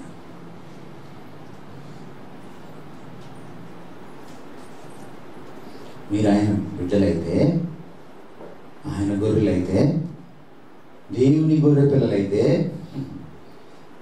మీరు ఎవరి స్వరం గుర్తిస్తారు? మీకు అర్థమైపోతుంది. ఒక బోధకుడు మాట్లాడుతుంటే, ఒక పాస్టర్ గారు మాట్లాడుతుంటే, ఒక యూట్యూబ్ స్పీకర్ మాట్లాడుతుంటే, ఒక యూట్యూబ్లో ఒక అతను వర్షిప్ చేస్తుంటే, ఇది దేవుని స్వరమా కాదా అర్థమైపోతుంది. సంఘం ఎవరిదండి? ఆయన ఇంకో మాట కొన్నాడు 16వ అధ్యాయంలో. మీరు చెప్పగలరా ఈ సంఘాన్ని ఎవరు కడతారట? ఎవరు కడతారు ఈ సంఘాన్ని? నేను కట్టుదును. కట్టుదును అన్నాడా? కట్టుదుము అన్నాడా? కట్టవా అని అడిగాడా? ఏమండి? చాలా మంది సేవ చేసిన తర్వాత ఏమంటారు తెలుసా? నా రెక్కల కష్టం సార్ ఇది అంటారు. యేసుప్రభు ఏమన్నాడు తెలుసా? సేవ చేసిన తర్వాత, నువ్వు సేవ అంతా చేసి సాధించిన తర్వాత నిష్ప్రయోజకుడైన దాసుడినని ఎంచుకోమన్నాడు. నేను లూకాసు 17వ అధ్యాయం చదవని ఇంటికి వెళ్తాను. కట్టేది ఎవరు? నిన్ను. నువ్వు ఎప్పుడైతే నేను ఆయన దాన్ని ఆయన వాడిని ఆయన చేతుల్లో పెట్టేసుకుంటావో నేను కట్టడం మొదలు. కట్టడం అంటే ఏంటి? స్తంభాలు, కింద పునాదులు, కింద టైల్స్, పక్కన పాలరాళ్ళు, గ్రానైట్లు కాదు. కట్టడం అంటే జీవితాల్ని కడతాడు. పేతురు రాస్తూ అందుకే ఏమన్నాడంటే, మీరు సజీవమైన రాళ్ల వలె. ఈ రాళ్ళని ఏంటి? నిర్జీవ రాళ్ళు. మీరెవరు? సజీవమైన రాళ్ళు. సజీవమైన రాళ్ల వలె ఆత్మ సంబంధమైన మందిరములుగా కట్టారు. ఇక్కడ మీ ఊరికి దగ్గరలో మహామందిరం కట్టారు. అది మహామందిరమో, దేవుని మహామందిరమో, లేకపోతే మహాదేవుని మందిరమో నాకు తెలియదు. మీరు ఎలా పిలుచుకుంటారో నాకు తెలియదు. ఏంటి గొప్ప? ఆ మందిరం గొప్ప ఏంటి? బాగుందా? ఒక 5 రోజులు కట్టాడు 52 రోజుల్లోనే. ఎవరు చెప్పారు నీకు 52 రోజుల్లో కట్టమని? నేను తన్నాడా? కట్ట 500 రోజుల్లో కట్టు. ఎవరు వద్దన్నారు? 52 రోజుల్లో కట్టమని నీకు ఎవరు చెప్పారు? సొలొమోనుగా చెప్పలేదు దేవుడు. ఇవన్నీ గొప్పలు కాదు. పెద్ద స్ట్రక్చర్ ఒకటి కట్టేసేయడం ఇవన్నీ గొప్పలు కాదు. కట్టాల్సింది పాస్టర్లు ఎవరిని? గొర్రెల్ని, మిమ్మల్ని ఆత్మ సంబంధమైన మందిరాలుగా కట్టాలి. పాస్టర్ గారు కట్టరు. దేవుని చేతిలో పనిముట్టుగా వాడబడినప్పుడు దేవుడు కట్టాడు. మీరు కూడా ఆ దేవునికి సమర్పించుకున్నప్పుడు, నన్ను కట్టు ప్రభు అన్నప్పుడు ఆయన కడతాడు. ఈ సంఘానికి సంవత్సరాల తరబడి మీరు వచ్చిన తర్వాత, మీరు సజీవమైన రాళ్ల వలె ఆ మందిరంలో భాగంగా లేకపోతే, మీరు ఎదక్కపోతే, మీరు కట్టబడకపోతే, క్రీస్తు కట్టుబడిలో మీరు లేకపోతే చాలా చాలా దౌర్భాగ్యం. అది చాలా దౌర్భాగ్యం. ఎన్నేళ్ళు గతించినా, ఎన్ని లెంటులు పోయినా, ఎన్ని 31 రాత్రులు పోయినా డిసెంబర్లో, ఎన్ని క్రిస్మస్లు వచ్చినా, ఎన్ని గుడ్ ఫ్రైడేలు వచ్చినా, ఎన్ని వార్షికోత్సవాలు వచ్చినా, మీటింగ్లు పెట్టినా, ఉద్యోగ కూటాలు జరిగినా కానీ ఇది చాలా ప్రాముఖ్యమైనది. గుర్తుపెట్టుకోండి, క్రైస్తవులు తమ జీవితాలను వాళ్ళు కట్టుకోలేరు. దేవుడే కట్టాలి. దేవుడికి నువ్వు సమర్పించుకున్నాడు, ఆ కట్టుబడి నీలో ఆరంభమవుతుంది. కొత్త నిబంధన మనకేం చెప్తుందంటే మీరే దేవుని దేవాలయం అని చెప్తుంది. భవంతి కాదు. దగ్గర నుంచి ఇంటికి నడుచుకుంటూ వెళ్ళిపోతారు కదా, ఇక్కడ ఎవరుంటారు? ఇక్కడ కరెక్ట్గా చెప్పాలి నాకు ఆన్సర్. ఉంటాడు దేవుడు.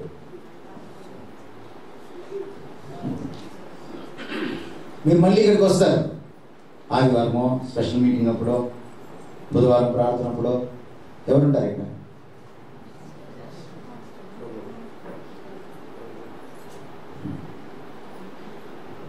ఎందుకు వచ్చిన గొడవ అని చెప్పలేకపోతున్నారా? ఇప్పుడు చెప్తే ఆయన తిడతాడు, ఇల్లాక భాష గారు తిడతారు అనుకుంటున్నారా? మీరు ఇక్కడ నుంచి వెళ్ళిపోయిన తర్వాత దేవుడు ఇక్కడ ఉంటాడన్న గ్యారెంటీ లేదు. ఎందుకంటే మత్తయి సువార్తలో ఆయన ఏం చెప్పాడంటే, ఎక్కడ నా నామమున 2-3 కూడుకొని నా నామమున ప్రార్థన చేస్తే నేను అక్కడ. ఇక్కడ మీరెవరు లేనప్పుడు, రాత్రి తలుపు తాళం వేసినప్పుడు నో గ్యారెంటీ. మీరు విశ్వాసులైతే ఆయన మీ జీవితాల్లో, మీ హృదయాల్లో, మీ శరీరాల్లో నివసిస్తున్నాడు. మీరు మీ సొత్తు కాదు, మీరు దేవుని ఆలయం. మీరు దేవుని ఆలయం, మీరు నడిచే దేవాలయం. మీరు ఇక్కడి నుంచి ఇంటికి వెళ్తే ఆయన మీతో పాటు, ఆయన మీలో వస్తాడు. అందుకని ఇంటికి వెళ్ళిన తర్వాత కూడా ఒళ్ళు దగ్గర పెట్టుకొని జీవించాలి. అర్థమైంది? సంఘం అంటే ఏంటో మీకు. సంఘం అంటే ఈ 4 గోడల మధ్యలో వచ్చినప్పుడు ఒళ్ళు దగ్గర పెట్టుకొని జీవించడం కాదు. నువ్వు ఇంటికి వెళ్ళాక ఇదాన్ చేస్తావు కదా కదా, ఎవరితోటో మాట్లాడతావు కదా, ఏదో చూస్తావు కదా అందులో, అప్పుడు కూడా తమ దేవాలయమే. ఆయన గొర్రె, ఆయన గుడే, ఆయన సంఘమే. ఇది కొత్త నిబంధన గొప్పతనం. పాత నిబంధన లేదు. అందుకనే కొత్త నిబంధనలో అపోస్తలులు ఎవరు గుళ్ళు కట్టలేదు. కట్టారా? కట్టలేదు ఎవరు. వారి ఇళ్లలో ప్రార్థన చేస్తున్నారు. మనకంటే ఎక్కువ స్ట్రెంగ్త్ ఉంది అప్పుడు. మొదటి రోజు సంఘం ఏర్పడినప్పుడు ఎంత స్ట్రెంగ్త్? 3000 పైసలు. ఈ 120 మందిని ఇంకా వాళ్ళని యాడ్ చేయాలి వాళ్ళలో. ఇప్పటికంటే ఎక్కువ మంది ఉన్నారు అప్పుడు.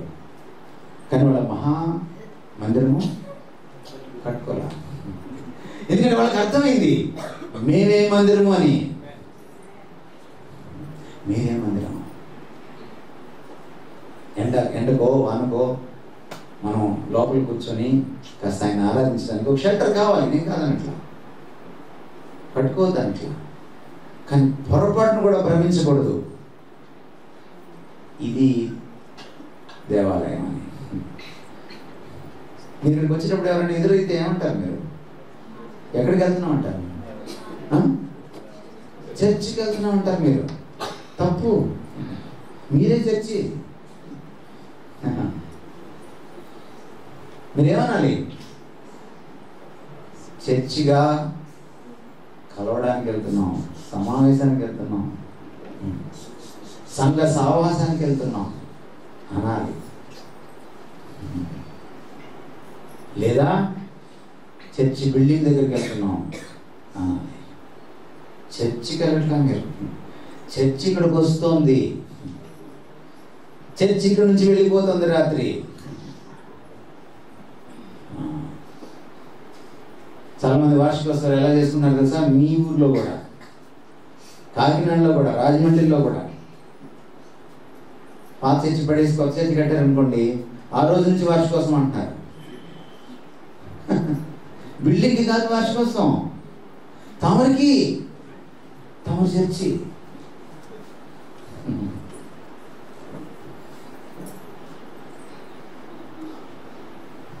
ఎందుకు చర్చి కావాలి దేవుడికి? దేవుడికి చర్చ ఎందుకు కావాలి? ఒక్కరు సరిపోదా? ఒక్కడు సరిపడా? ఒక ఆదాము సరిపడా? ఒక హనోకు సరిపడా? ఒక నోహు సరిపడా? ఒక అబ్రహాం సరిపడా? ఒక మోషే సరిపడా? దేవుడికి ఎందుకు సంఘము సమాజము కావాలి? ఎందుకు కావాలి దేవుడికి? ఎందుకంటే దేవుడు ఒక్కడు కాడు, ఆయన త్రియేకుడు, ఆయన సమాజం, ఆయన ఒక కుటుంబం. ఈ ప్రపంచంలో సమాజాలు పుట్టక మునుపు, ఈ ప్రపంచంలో కుటుంబాలు పుట్టక మునుపు, ఈ ప్రపంచంలో దేవదూతల సమాజం లేనప్పుడు ఒకే ఒక సమాజం ఉంది. ఏమిటది? తండ్రి, కుమార, పరిశుద్ధాత్మ ఒక్క దైవ సమాజం. ఆ సమాజమైన దేవుణ్ణి లోకపు సమాజానికి చూపించాలంటే ఒక్క ప్రకాశం సరిపడు. సమాజం కావాలి. ఏం కావాలి? సమాజం కావాలి. ఈరోజు సంఘం అంటే ఏంటో అర్థం కాక ఏం చేస్తున్నారంటే అయ్యగారు ఒక్కళ్ళే కనపడతారు. మహా అంటే అమ్మగారు, మహా అంటే అమ్మాయి గారు, మహా అంటే అబ్బాయి గారు. No no no no.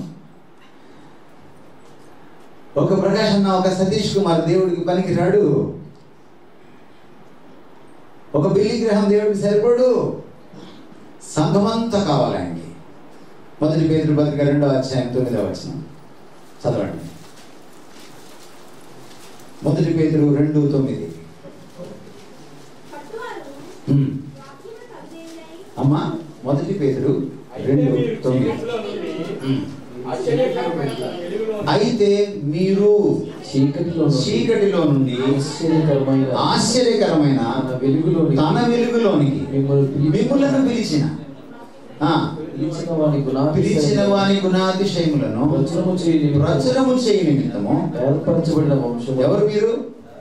ఏర్పరచబడిన వంశము.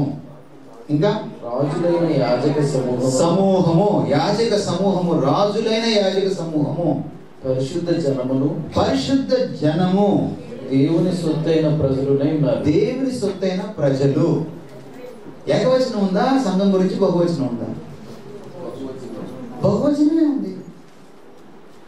ఇప్పుడు నేను పాస్టర్ గారిని అనుకోండి, ప్రకాశ్ అన్నను చూసి దేవుడు మీరు అంటే గోదావరిలో అనుకోండి, దేవుడు కూడా మీరు అని అంటారు కదా. గోదావరి వాళ్ళు అందరినీ మీరు అంటారు కదా.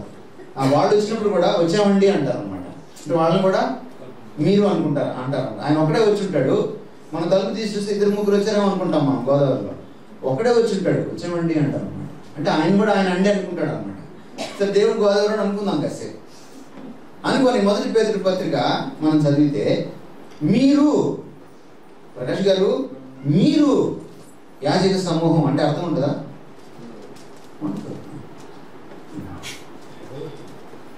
మీరు వంశము అంటే అర్థం ఉంటుందా? నేను ఒక్కడే వంశం అవ్వగలనా? నేను ఒక్కడే జనం అవ్వగలనా? నేను ఒక్కడే ప్రజలు అవ్వగలనా? ఎవరు సంఘము? సంఘము not just a pastor, not just a preacher. సంఘం అందరూ కలిస్తే. ఎందుకు? ఆయన సమాజం కనుక ఆ సమాజాన్ని లోక సమాజానికి చూపించడానికి ఒక సమాజం కావాలి.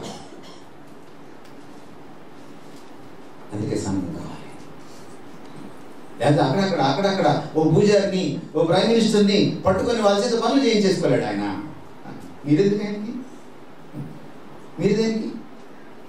సంఘంలో చాలా మందికి చదువు ఉండదు, చాలా మందికి భాష రాదు, చాలా మందికి మాట్లాడడం రాదు, చాలా మందికి చాలా ఉండవ లక్షణాలు. కానీ మీ మీద పడి ఎందుకు ఏడుస్తున్నాడు ఆయన ఇంతగా? మీకోసం ఎందుకు రక్తం కాచాడు ఆయన? మీరు కావాలి. మీరు తప్ప ఇంకెవరు ఆయనను లోక సమాజానికి చూపించలేరు. సమాజమైన దేవుణ్ణి సమాజమే సమాజానికి చూపించగలరు.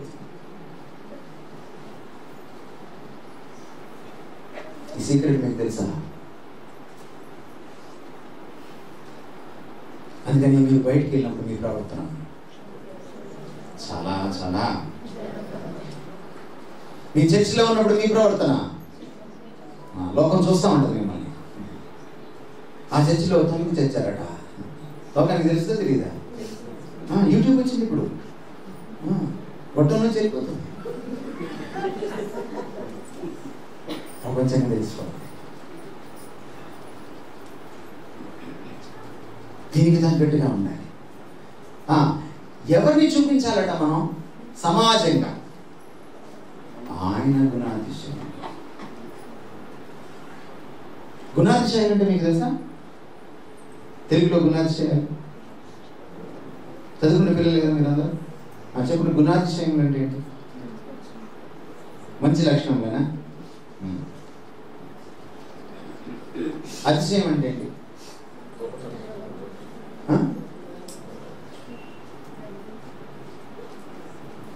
అతిశయం అంటే కూడా తెలియదా? సినిమా పాట అనుకున్నారు అతిశయం అంటే. మరి అట్లా చూస్తున్నాను.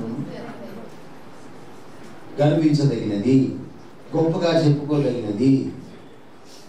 మీ గుణాలన్నీ చిట్టా రాయండి, అన్నీ గర్వించదగిన గుణాలు చూడండి. ఎన్ని టిక్కులు పెట్టగలరు చూడండి. పెట్టగలరు అన్ని టిక్కులు? మీ గుణాలన్నీ రాసి ఒక తెల్ల పేపర్ మీద టిక్కులు పెడితే అన్ని టిక్కులు పెట్టగలరా? No, you can't. నా గుణాలు కూడా అంతే. కానీ దేవుడి గుణాలు రాస్తే ప్రతిదీ అతిశయించదగింది.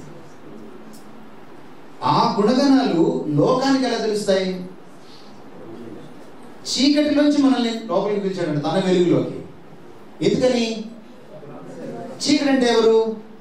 దేవుణ్ణి ఎరగనటువంటి సమాజం నుంచి ఈ సమాజాన్ని ఏం చేశాడు? వేరు చేశాడు. అదే సంఘం. తన రక్తంతో కడుక్కున్నాడు. ఈ వెలుగులోకి వచ్చిన తర్వాత ఏం చేయాలి ఇప్పుడు మనం? దేవుణ్ణి ఎరగనటువంటి ఆ సమాజానికి ఈ గుణాతిశయాలను ఏం చేయాలి? చూపించాలి, ప్రచురం చేయాలి. చూపించాలి అంటున్నాడా? ప్రసంగాలు చేయాలి అంటున్నాడా? దేనితో చూపించాలి?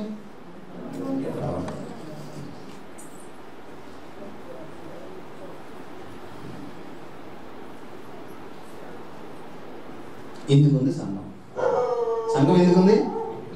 ఎందుకుంది? సంఘం అంటే వార్షికోత్సవం చేసుకొని, ప్రేమ మీద చేసుకొని, రొట్టెలు వేసుకుంటా ఇంటికి వెళ్ళాలి కాదు సంఘం అంటే.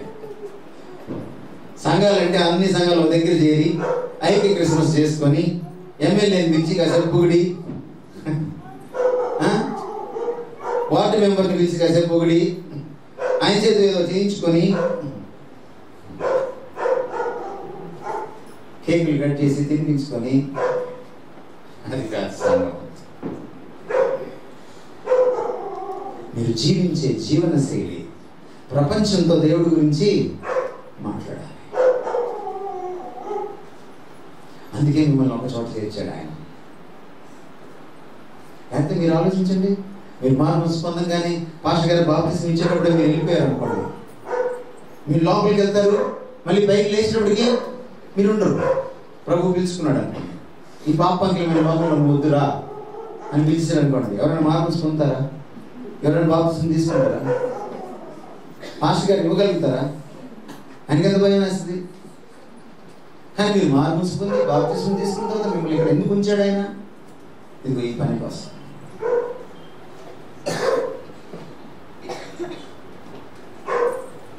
అర్థమవుతుందమ్మా మీకు నేనేం చెప్తున్నాను? ఇది జరగాలంటే సంఘంలో కొన్ని జరగాలి. అదేమిటంటే, మొదట మన ప్రభు ఎంత పరిశుద్ధిలో తమరంత పరిశుద్ధంగా, ప్యూరిటీ. మొదటి పేతురు పత్రికలోనే 2:9 చదివారు కదా మీరు. కొంచెం యువతలకి రండి. 1వ అధ్యాయంలో 15-16 వచనాలు చదవండి. నేను పరిశుద్ధుడనై ఉన్నాను కనుక మీరును పరిశుద్ధులై ఉండండి. మీరును పరిశుద్ధులై ఉండండి.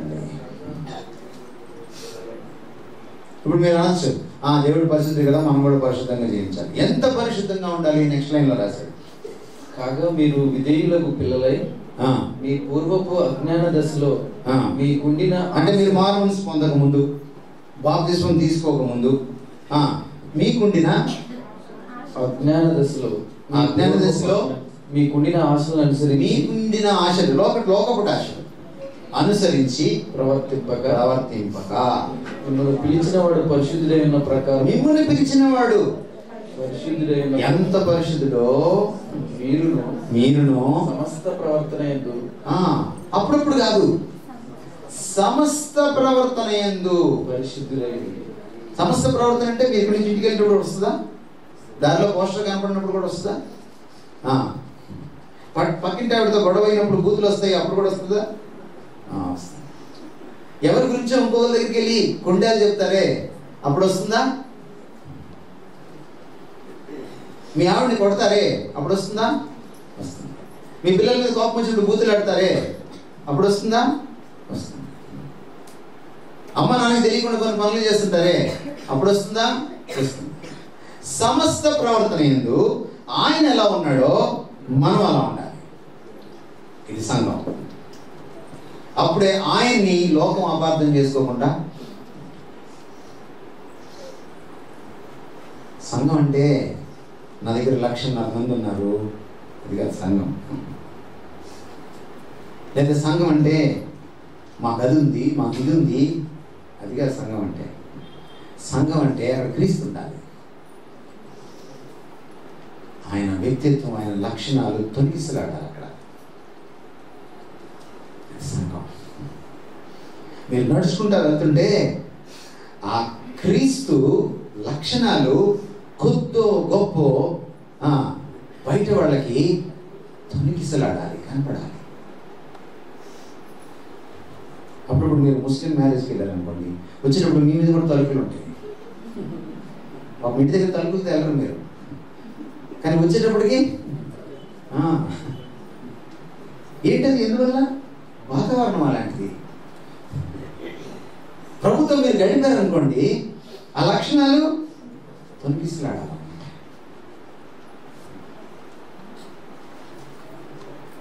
ఇది సంఘం అండి. మనలో పరిశుద్ధత లేదనుకోండి, మనము సంఘం అని చెప్పుకోవడానికి అర్హత. ఎందుకంటే ఈ దేవుడు పరిశుద్ధుడు. ఈ దేవుడిని ఇతర దేవుళ్ళ నుంచి వేరు చేసి నిలబెట్టే ప్రత్యేకత ఏమిటంటే ఆయన పరిశుద్ధుడు. మీరు ప్రపంచంలో ఏ దేశంకి వెళ్ళినా, ఏ మతంలోకి వెళ్ళినా, ఏ దేశం ఎగినా, ఎందుకు వెళ్ళినా ఇటువంటి పరిశుద్ధుడు మీకు దొరకడు. The one and only. అది నేను అడగచ్చు, పరిశుద్ధత అంటే ఏంటి? కేవలం సినిమాలు చూడకపోవడమే కాదు, అది కూడా. కేవలము అబద్ధాలు అడగకపోవడమే కాదు, అది కూడా.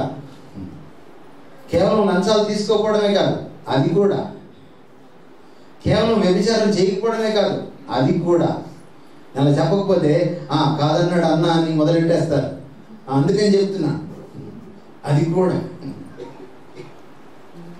కేవలం నరహత్య చేయకపోవడమే కాదు, అది కూడా. పరిశుద్ధత అంటే ఏమిటంటే ప్రభులా బ్రతకడం. Christ likeness is holiness, God likeness is holiness. పరిశుద్ధత అంటే ఏంటంటే ప్రభులా ఉండడం. ప్రభు ఎలా చూశాడు అలాంటి చూపుని పుణికిపుచ్చుకోవడం. ప్రభు ఎలా పలికాడు అలాంటి పలుకును పుణికిపుచ్చుకోవడం. ప్రభు ఎలా ప్రవర్తించాడు అలాంటి ప్రవర్తనను పుణికిపుచ్చుకోవడం. ప్రభు ఎలా ఆలోచించాడు అలాంటి ఆలోచన విధానాన్ని పుణికిపుచ్చుకోవడం. ప్రభు ఎలా ప్రేమించాడు అలా ప్రేమించడం, అలాంటి ప్రేమను పుణికిపుచ్చుకోవడం. ప్రభువులా ఉండడమే పరిశుద్ధత అండి. పరిశుద్ధత ప్రభువు మొత్తాన్ని మూటగడితే ఏమిటో అది పరిశుద్ధత. ప్రభు గుణలక్షణాలన్నింటినీ, గుణాతిశయాలన్నింటినీ ఒక దగ్గర గుదిగుచ్చి చేరిస్తే అది పరిశుద్ధత. మళ్ళీ మొదటికి వచ్చాం. ప్రభు ఎవరో తెలిస్తేనే పరిశుద్ధత కూడా తెలుస్తుంది. ప్రభు ఎవరో తెలిస్తేనే ఎలా ప్రవర్తించాలో తెలుస్తుంది, ఎలా పరిచర్య చేయాలో కూడా తెలుస్తుంది. అర్థమైందనుకుంటున్నా ఏమ్మా? ఎందుకంటే వచ్చిన దగ్గర నుంచి ఒకే ఫీలింగ్ పెట్టున్నారు కూర్చొని ఉన్నారు. మనకి కాటన్ ధర ఇలాంటి విగ్రహాలు కొన్ని ఉంటాయమ్మా, చూసారా మీరు ఎప్పుడైనా? గుర్రం మీద కాటన్ ధర ఉంటాడు. ఆయన ఎండాకాలం, వానాకాలం, చలికాలం ఒకలాగే ఉంటాడు. ఫీలింగ్స్ మారవు. ఎందుకమ్మా? ఎందుకని? ఆయన విగ్రహం. తమరు ఇంత విగ్రహమా? ఫీలింగ్ కాస్త అర్థమైనట్టు, మీకు అర్థమైనట్టు నాకు అర్థమైతే మళ్ళీ అర్థమైనట్టు చెప్పడానికి నాకు కాస్త ఏదైనా దొరుకుతుంది. అర్థమైందా? సో మనం తెలుసుకోవాల్సింది ఏంటంటే ప్రభుల అల్టిమేట్గా చూడండి. అక్కడ ఉన్నటువంటి ఆ మాటలు చూసుకొని మనం ముగించుకుందాం. మళ్ళీ మొదటి పేజీ 2:9కి వద్దాం. ఏమున్నాయి అక్కడ నాకు చెప్పండి. ఆ విశేషణాలు ఏమిటో చెప్పండి. విశేషణం అంటే తెలుసా? సమూహము, తర్వాత జనము, తర్వాత ప్రజలు. ఇవి నామవాచకాలు. వీటి విశేషణాలు ఏమిటి? ఏర్పరచుకున్నాడు. మీరు అడిగారా? కొన్ని మీలో ఏమైనా ఉందా? ఈ అమ్మాయి అయితే చాలా బాగుంది అని అనుకోండి. అమ్మాయిలైనా అబ్బాయిలైనా పాపం చేసి, హాస్టల్లైనా సరే, ప్రజలైనా సరే, ప్రభుత్వ అధికారులైనా సరే, ప్రజాప్రతినిధులైనా సరే, ప్రజలైనా సరే, ఏ భేదం లేదు. అందరూ పాపం చేసి దేవుడు అనుగ్రహించిన మహిమను అందరూ సమానం. కానీ మనం ఏం చేశాడు? ఆయన తన మహాకృప చేత మనల్ని ఏర్పరచుకున్నాడు, ఎన్నుకున్నాడు మనల్ని. ఈవీఎం ద్వారా కాదు, దొడ్డిదారిన కాదు, ఓటింగ్ వేస్తే ఎవరికి మెజారిటీ వచ్చిందో వాళ్ళని ఎన్నుకోవడం కాదు, ఎవరో రికమెండ్ చేస్తే కాదు, లేదా ప్యాకేజ్ తీసుకొని కాదు. అంత లేకపోయినా మనల్ని ప్రేమించి రండి, మీరు నా తరఫున వంశంగా ఉండాలి. ఈ వంశంలో తండ్రి ఎవరు? దేవుడే. మళ్ళీ అయ్యగారు కాదు. ఈ మధ్య మమ్మీ డాడీ అని పిలుస్తున్నారు అయ్యగారిని. No mummy, no daddy, only one daddy, that is heavenly daddy. మీరు పరలోకమందున మా అయ్యగారు అని మీరు ప్రార్థన చేస్తారా? పరలోకమందున మా అమ్మగారు అని ప్రార్థన చేస్తారా? ఉండమమ్మ, అప్పుడే పంపించేస్తున్నామని అని అంటారు. ఇక్కడే ఉన్నారు మనకి డాడీ. ఈ వంశానికి డాడీ ఆయనే. వంశం అంతా డాడీ చెప్పినట్టు నడవాల్సింది. డాడీ దయాదాక్షిణ్యాలను నడవాల్సింది. రెండోది ఏంటి? రాజులైన యాజక సమూహం దగ్గరికి రాకుండా ఒక మాట మీకు చెప్తాను. వంశంలో అందరూ ఒకే లక్షణాలు ఉంటాయా? వేరే వేరే లక్షణాలు ఏమంటాయి? అప్పుడప్పుడు మనం విచిత్రంగా ప్రవర్తించినప్పుడు అమ్మ ఎలా తిరుగుతుంది? నా కడుపున ఎందుకంటది అలాగా? నా కడుపును పుట్టినాడు ఇలాగా. వంశంలో ఉన్న వాళ్ళందరూ ఎలా ఉంటాయి? అందరూ తండ్రిలాగే ఉంటాయి. వంశంలో నలుగురు ఉంటే ఒకడు పక్కింటి వాళ్ళలాగా ఉండవు. అది ఆప్షన్. సంఘంలో మీరు రాజులైన యాజక సమూహం కాకముందు మీరు ఏర్పరచబడిన వంశం అయితే, దానికి ఒక్కడే తండ్రి అయితే, మీ లక్షణాలన్నీ ఎలా ఉండాలి? తండ్రి లక్షణాన్ని గుర్తించాలి. పక్క లోకంలో ఉన్న లక్షణాలు రాకూడదు.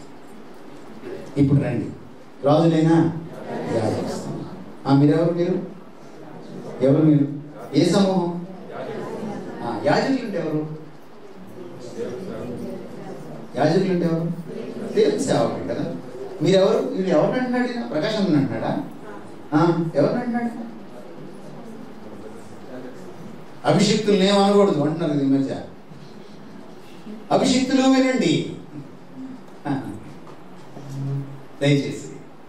యూట్యూబ్లో వింటున్నారు కదా, వినండి. అందరూ యాజకులే. మీరు యాజకులు. కానీ వాళ్ళు ఏం చేశారు? యాజకుల అని చెప్పుకునే వాళ్ళు యాజకులు అయిపోయారు.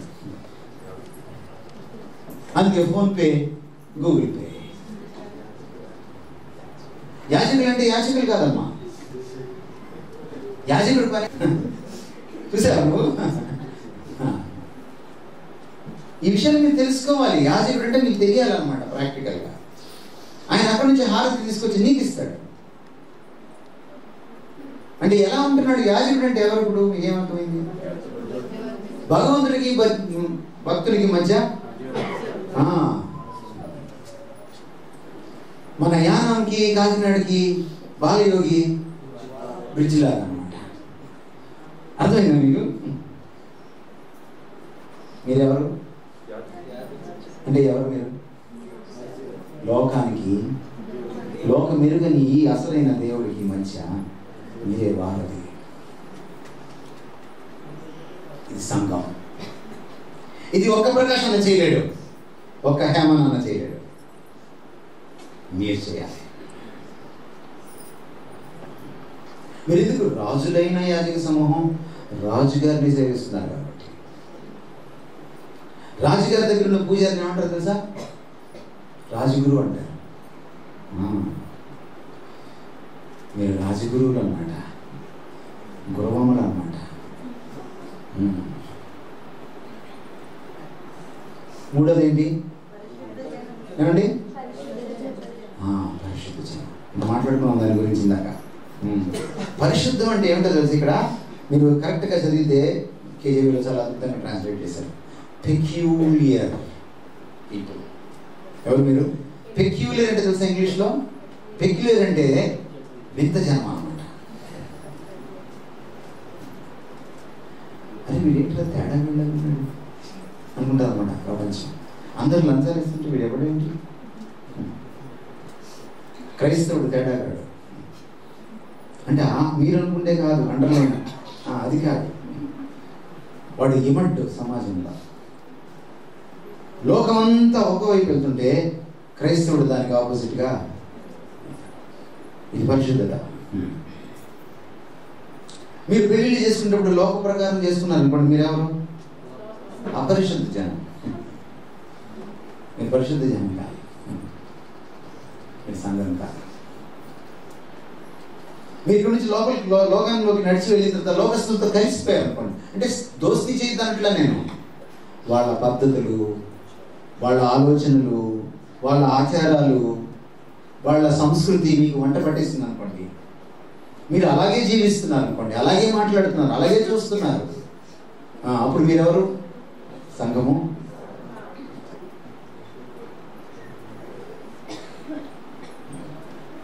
చివరికి వచ్చాను, దగ్గరేస్తున్నారు పిల్లలు.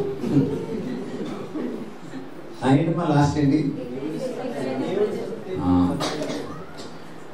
మీరు దేవుని సొత్తైన ప్రజలు.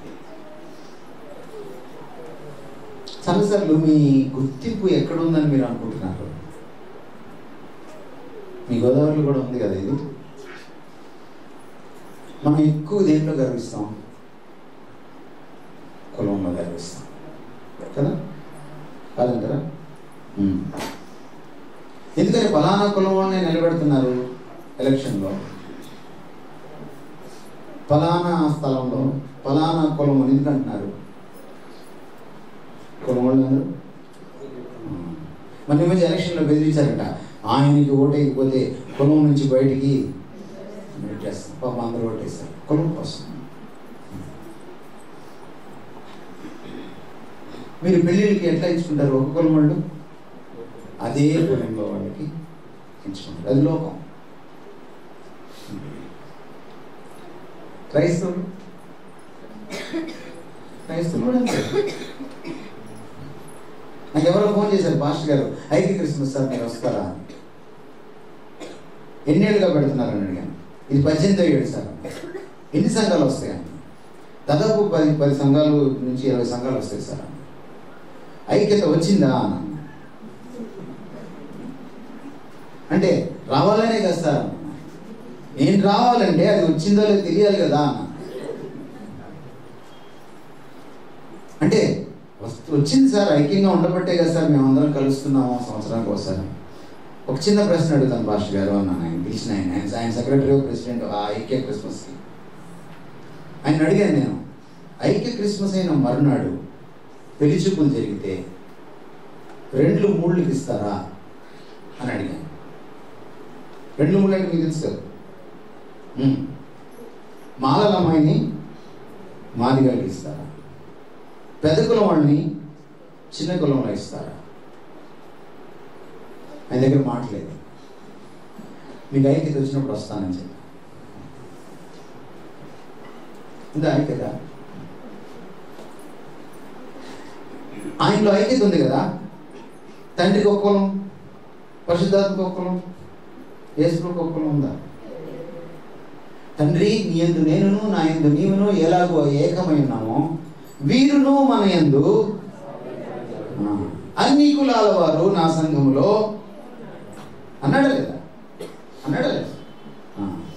ఏంటి లాస్ట్ మళ్ళీ చదవండి మీరు. ఎవరు మీరు? ఎవరు సొత్తు?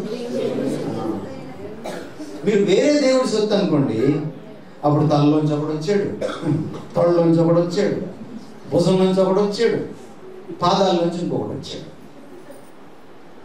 ఇదే గమ్మత్తో కానీ పాదాల నుంచి వచ్చినప్పుడు అపవిత్రుడు అంటే దేవుడు పాదాలు కడుక్కోడా? ఊరికే అడుగుతున్నాను తెలియక. గుడికెళ్ళి నువ్వు దేవుడు తలకాయను పూజిస్తావా పాదాలను పూజిస్తావా? మరి పాదాలు అంత పవిత్రమైనైతే పెద్ద కులమోడు కూడా వచ్చి అగ్ర కులమోడు కూడా వచ్చి పూజించదగినటువంటి పాదాల నుంచి పుట్టినవాడు అపవిత్రుడు ఎలా అవుతాడు? శుద్ధుడు వాడు నీకంటే గొప్పడు అవుతాడు. దేవుడి పాదాలు కలిగి ఆ నీళ్లు నీళ్ళెత్తుని చల్లుకుంటున్నావు కదా నువ్వు. చల్లుకుంటున్నప్పుడు ఈ శూద్రుడు అన్నవాడు, ఈ అధముడు అన్నవాడు నీకంటే గొప్పవాడే కదా. నీ శాస్త్రం ప్రకారమే, నా శాస్త్రం ప్రకారం. ఈ దరిద్రమైన కులాన్ని తమరెందుకు గుండెల్లో పెట్టుకొని పూజిస్తున్నారు? క్రైస్తవులు కాదా మీరు?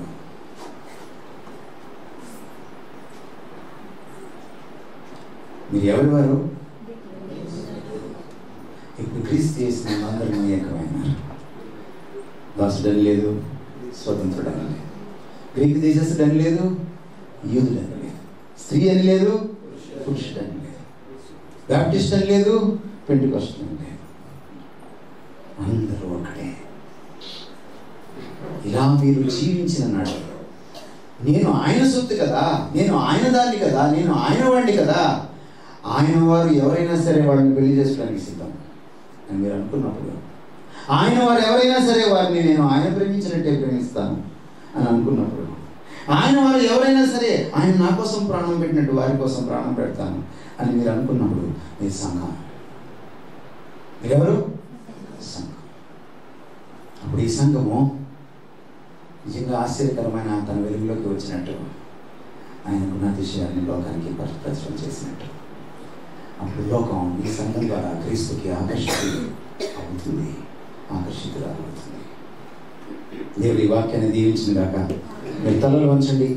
మీ ఓపికకు నా జోహార్లు, మీకు నా జేజేలు. తలలు వంచండి, ప్రార్థన చేసుకున్నాం. మా ప్రేమ కలిగిన తండ్రి, సుదీర్ఘంగా మాట్లాడుకున్నా నేను ఆసక్తిగా విన్న నీ బిడ్డలను బట్టి నాయన ఇంటికి తీసుకొని వెళ్ళి మాతో పాటే మేము మనన చేసుకుంటూ మా పడకల మీదకి వెళ్ళడానికి నాయన మేము రేపు లేచిన తర్వాత కూడా మేము మాట్లాడిన మాటల్ని మేము గుండెల్లో భద్రం చేసుకుని మరీ భద్రం చేసుకున్నట్టు మేము మనన చేసుకోవడానికి నాయన ఆలోచించి జీర్ణం చేసుకుని ఆచరించడానికి మా కృప చూపించమని ఈ సంఘాన్ని నడిపిస్తున్నాం.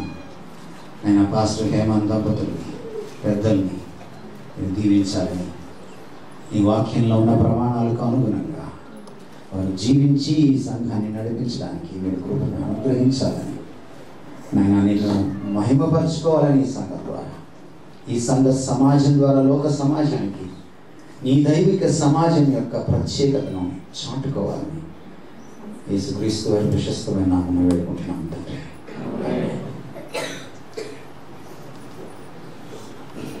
స్తుతిస్తున్నాను. సంఘం ఎలా ఉండాలి, సంఘం యొక్క పరిపక్వత ఏ విధమైనటువంటి స్థితిలో ఉండాలి, క్రీస్తుని మనలో లోకానికి చూపించినప్పుడే దేవుని యొక్క ఉద్దేశం నెరవేరుతుంది. అద్భుతమైనటువంటి విషయాలు దైవజనులు మనందరికీ కూడా తెలియపరచడానికి ప్రయత్నించారు. ఒక విషయం చెప్తున్నాను చూడండి. ఆయన యొక్క మేధస్సుకి, ఆయన యొక్క వాక్యోపదేశ విధానానికి చెప్పుకుంటూ పోతే మనకు అర్థం కాదు. మనకు అర్థమయ్యే రీతిలో ఆయన మౌల్డే చెప్పారు. ఆయన జ్ఞానాన్ని మనం అందుకోలేం. ఆయన చెప్పే విధానంలో వెళ్ళిపోతే మనం అందుకోలేం. మన కోసం మౌల్డే మనకు అర్థమయ్యే రీతిలో బోధించడానికి ఇష్టపడినటువంటి సేవకులను బట్టి నేను ఎంతగానో నేను స్తుతిస్తున్నాను. కానీ ఒక మాట అన్నారు, పారా సామ్యూయల్ గారు పరిచయంలో నేను వాక్యం అందిస్తున్నందుకు నేను ధన్యుడిని అని అన్నారు. కానీ నేను ఒక మాట అంటాను, అపవిత్రుడైనటువంటి నన్ను, అపరిశుద్ధుడైనటువంటి నన్ను చాలా గౌరవంగా పిలిచి నా మాటను గౌరవించి కాదనకుండా వచ్చినటువంటి అయ్యగారిని బట్టి నేను చాలా గొప్ప ధన్యత పొందుకున్నాను అంటాను. నిజంగా మన పరిచయం దీవించబడింది, మన ప్రాంతం దీవించబడింది. అలాంటి అభిషేక్తులు, అలాంటి గొప్ప సేవకులు మన ఊరికి రావడం అనేటువంటిది కూడా చాలా దీవెనకరమైన, ఆశీర్వాదకరమైనటువంటి విషయంగానే నేనైతే భావిస్తూ ఉన్నాను. చాలా సంతోషం. అసలు వాస్తవానికి చాలా అప్సెట్ అవ్వాలి మనం. ఎందుకంటే కరెంటు ఒకసారి పోయింది, 1.5 hour ఎంతో తీసేయడం జరిగింది. ఏదో అక్కడ మరమ్మతులు జరుగుతున్నాయి. అన్నీ కూడా దేవుడు చక్కని రీతిలో పరిష్కరించి కూడుకోవడానికి దేవుడు ఇచ్చిన అవకాశాన్ని బట్టి మీకు వందనాలు. ఆలస్యం అయితే చేయను. మన మధ్యన దైవజనులు లూథరన్ సెంటనరీ చర్చికి సంబంధించినటువంటి దైవజనులు ప్రకాష్ గారు ఒకసారి వచ్చి దయించి ప్రార్థన, ముగింపు ప్రార్థనలో కానీ మీరు తీసుకున్నట్టయితే ఇంకా బాగుంటుందని కోరుకుంటున్నాను.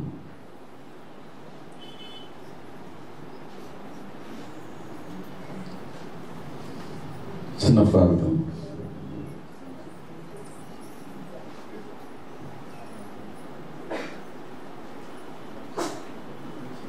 చేసుకుందాం. మహాపరిశుద్ధుడు అయిన మా ప్రియ పరలోక తండ్రి, నీ పరిశుద్ధమైన శ్రేష్టమైన నామమును బట్టి మరి ఒకసారి వందనాలు చెల్లిస్తూ ఈ రాత్రికాల సమయంలో ఏదైన సేవకు నిలవబెట్టుకొని ఆత్మీయమైనటువంటి సందేశం, ఆత్మ సంబంధమైనటువంటి మందిరాలుగా, సంఘముగా మేము ఎలాగూ కట్టబడాలో అందరికీ కూడా అర్థమయ్యే రీతిలో వివరించి చెప్పినటువంటి దైవజనులను బట్టి నీకు స్తోత్రాలు. వినిన వాక్యము మంచి నేలను పడిన విత్తనములు వలె అవి ఫలించినట్లుగాను, లోకములోనికి మేము వెళుతున్నప్పుడు మంచి సాక్ష్యాన్ని కలిగి ఉండి నీ పరిశుద్ధతను కనపరచగలిగేటువంటి సాక్ష్య జీవితాన్ని మేమందరము కూడా కలిగి ఉండాలని మరొకసారి వేడుకొనొచ్చు. ఈ ఆరాధనంతటిని బట్టి కూడా నీకు స్తోత్రాలు, ఈ పరిచర్యలను బట్టి నీకు వందనాలు. దయగలమా ప్రభువా, ఈ స్థలమందుండి అల్పుడైనటువంటి నన్ను కూడా నిలబెట్టినందుకు నేను స్తుతిస్తూ మరొకసారి నేను వినిన వాక్యము మా హృదయాలలో ఫలించి అభివృద్ధి పొందినట్లు కృప చూపించమని, రానున్న దినాలలో జరిగేటువంటి సభలు కూడా ఆత్మీయంగా నడిపింపబడడానికి నీవే కృప చూపించి మహిమ పొందుకోమని యేసు నామమున ఈ ప్రార్థన అడిగి వేడుకొనుచు ఉన్నాము తండ్రి. పరలోకమందున్న మా తండ్రి, ఈ నామం పరిశుద్ధపరచబడుగాక, నీ రాజ్యం వచ్చుగాక, నీ చిత్త పరలోకమందు నెరవేర్చినట్లు భూమి యందు నెరవేరుగాక. అనుదిన ఆహారం మాకు దయచేయి. బిడ్డల ప్రార్థనలు చేసిన వారిని క్షమించిన ప్రకారం మా ప్రార్థనలను క్షమించు. శోధనల దగ్గరికి నుండి తగ్గించండి. రాజ్యము, శక్తియు, మహిమయు నిరంతరము నీవై ఉన్నవి. ఆమేన్. మన తండ్రైన దేవుని ప్రేమయు, మన కుమారుడును రక్షకుని యేసు క్రీస్తు కృపయు, పరిశుద్ధాత్మ దేవుని నిత్య సహవాసము, సకల దీవెనలు సంఘమంతటికి సకల పరిశుద్ధులకు సదాకాలము తోడై నడిపించును గాక. ఆమేన్. థ్యాంక్ యూ అండి. గారి గురించి తెలియని ఎవరు ఉండరు. అసలు నేను కూడా కల్లో కూడా ఊహించలేదు ఇక్కడ నిలబడుతుందని. రంగపురంలో నేను వర్క్ చేస్తున్నప్పుడు మీ బంధువులు ఒకరు ఉన్నారు, సో జేసదాస్ గారు, వాళ్ళు చెప్తూ ఉండేవారు. మా నాన్నగారు కూడా సామిల్ గారి గురించి చెప్తూ ఉండేవారు. ఈరోజు నేను ఇక్కడ ఉన్నానని మా నాన్నగారికి తెలిసి చాలా హ్యాపీ ఫీల్ అవుతుంది. ఏదైనా మరొకసారి అందరికీ ఉన్నాను. Thank you. చాలా సంతోషం. సమయం అయితే అనుకున్న దానికంటే కొంచెం లేట్ అయింది కనుక దయించి క్షమించండి. వచ్చిన మీ అందరిని బట్టి కూడా మిక్కిలిగా నేను దేవుని స్తుతిస్తూ ఉన్నాను. అయితే 21, 22, 23 తారీఖున కొడుకులు ఏర్పాటు చేసుకోవాలి. అయితే ఆ రోజున దైవజనులకు అవకాశం లేదు. చాలా ఆశపడ్డాం ఆ రోజు డేట్ వస్తుందని, కానీ అవ్వలేదు. కానీ అయ్యగారికి వీలైనటువంటి రోజు పెట్టాలనే ఉద్దేశం నేను తీసుకున్నాను. ఎందుకంటే నాకు సెట్ అయినటువంటి డేట్లో ఆయన రప్పించుకోవడం గొప్పతనం కాదు, ఆయన వస్తాను అని డేట్ ఇవ్వడం చాలా గొప్పతనం కనుక ఆయన కొరకు మళ్ళీ ప్రత్యేక ఒక దినాన్ని మళ్ళీ తీసుకోవడం అయితే జరిగింది తప్ప మాకు సెట్ అవ్వట్లేదండి అని చెప్పి తర్వాత ఎప్పుడో పెట్టుకుందాం అని అనుకోలేదు. అది నా దగ్గరికి వేయించాను. నాలాంటి వ్యక్తి యొక్క మాటని గౌరవించి వస్తానన్నందుకు నాకు సెట్ అవ్వట్లేదు అనడం అనేది అది చాలా అగౌరవంతో కూడినటువంటి విషయం కనుక అయ్యగారు వస్తానన్న దినాన్ని ప్రత్యేకమైన రీతిలో మనం తీసుకుని చేయడం జరిగింది. కానీ దేవుడి చిత్తమైతే దేవుడి కృప అందిస్తే వచ్చేటువంటి సంవత్సరంలో బహిరంగ కూడికల్లో ఖచ్చితంగా అయ్యగారిని మరొకసారి ఆహ్వానించడానికి అయితే ఇష్టపడతా ఉన్నాను. అయితే మనందరం కూడా ప్రార్థిద్దాం. ఖచ్చితంగా ఇంతకు మించినటువంటి కార్యాలు దేవుడు మన జీవితాల్లో మన సామలకోట గ్రామంలో కూడా జరిగించాలని నేనైతే చాలా చాలా ఆశపడుతూ ఉన్నాను. కనుక దయించి ఒక చిన్న విషయం ఏంటంటే ఇప్పటికే లేట్ అయిపోయింది కాబట్టి అయ్యగారి దగ్గరికి వచ్చి అయ్యగారు నాకు చాలా ప్రార్థన చేయండి, మీతో మాట్లాడాలండి, ఇలాంటివి వద్దు. ఎందుకంటే చాలా టైడ్ అయిపోయి ఉన్నారు. నేనంతా ప్రయాణం మళ్ళీ ఈరోజు ఎక్కడ మళ్ళీ రేపు మళ్ళీ సామలకోట మళ్ళీ ఉంది కదా సార్, మరి ఈ కుటుంబ సంఖ్యలు చెప్పి అక్కడికి మళ్ళీ వేరే చోటుకి వెళ్ళాలి. మళ్ళీ మాకు 18th ఏమో హైదరాబాద్ మళ్ళీ రిటర్న్ అయిపోవాలి. చాలా ప్రయాణంలో ఉంటారు కనుక కాదు అని అనరు. మనం కొంచెం దయించి అర్థం చేసుకుని అయ్యగారిని అయితే ఇబ్బంది పెట్టకండి. కాకపోతే ఒక ఊరి నుంచి అయితే నాకు ఫోన్ వచ్చింది, మీటింగ్కి ఏదో డేట్ కోసం రావాలనుకుంటున్నాను సార్, కొంచెం మాకు అవకాశం అంటే మీ చర్చిలోకి రావడానికి అని చెప్పి అడిగారు. ఒకవేళ ఆ సార్ ఎవరైనా వచ్చినట్టయితే ఆ సార్ మాత్రం వచ్చి అయ్యగారిని కలవడానికి అయితే అవకాశం, మిగతా వాళ్ళు ఎవరు కూడా దయించి ఇబ్బంది పెట్టకూడదని నేను కోరుకుంటున్నాను. 21, 22, 23 మాత్రం సంపంగి తోట పక్కన ఉన్నటువంటి స్థలంలో ఆ కుడికలు జరగబోతా ఉన్నాయి కనుక దయించి అందరూ కూడా ఏకీభవించండి. బలమైన రీతిలో ఆత్మలో కట్టబడాలని కోరుకుంటున్నాను. అందరికీ కూడా మరొకసారి దేవుని పేరిట వందనాలు, శుభాలు, సెలవు.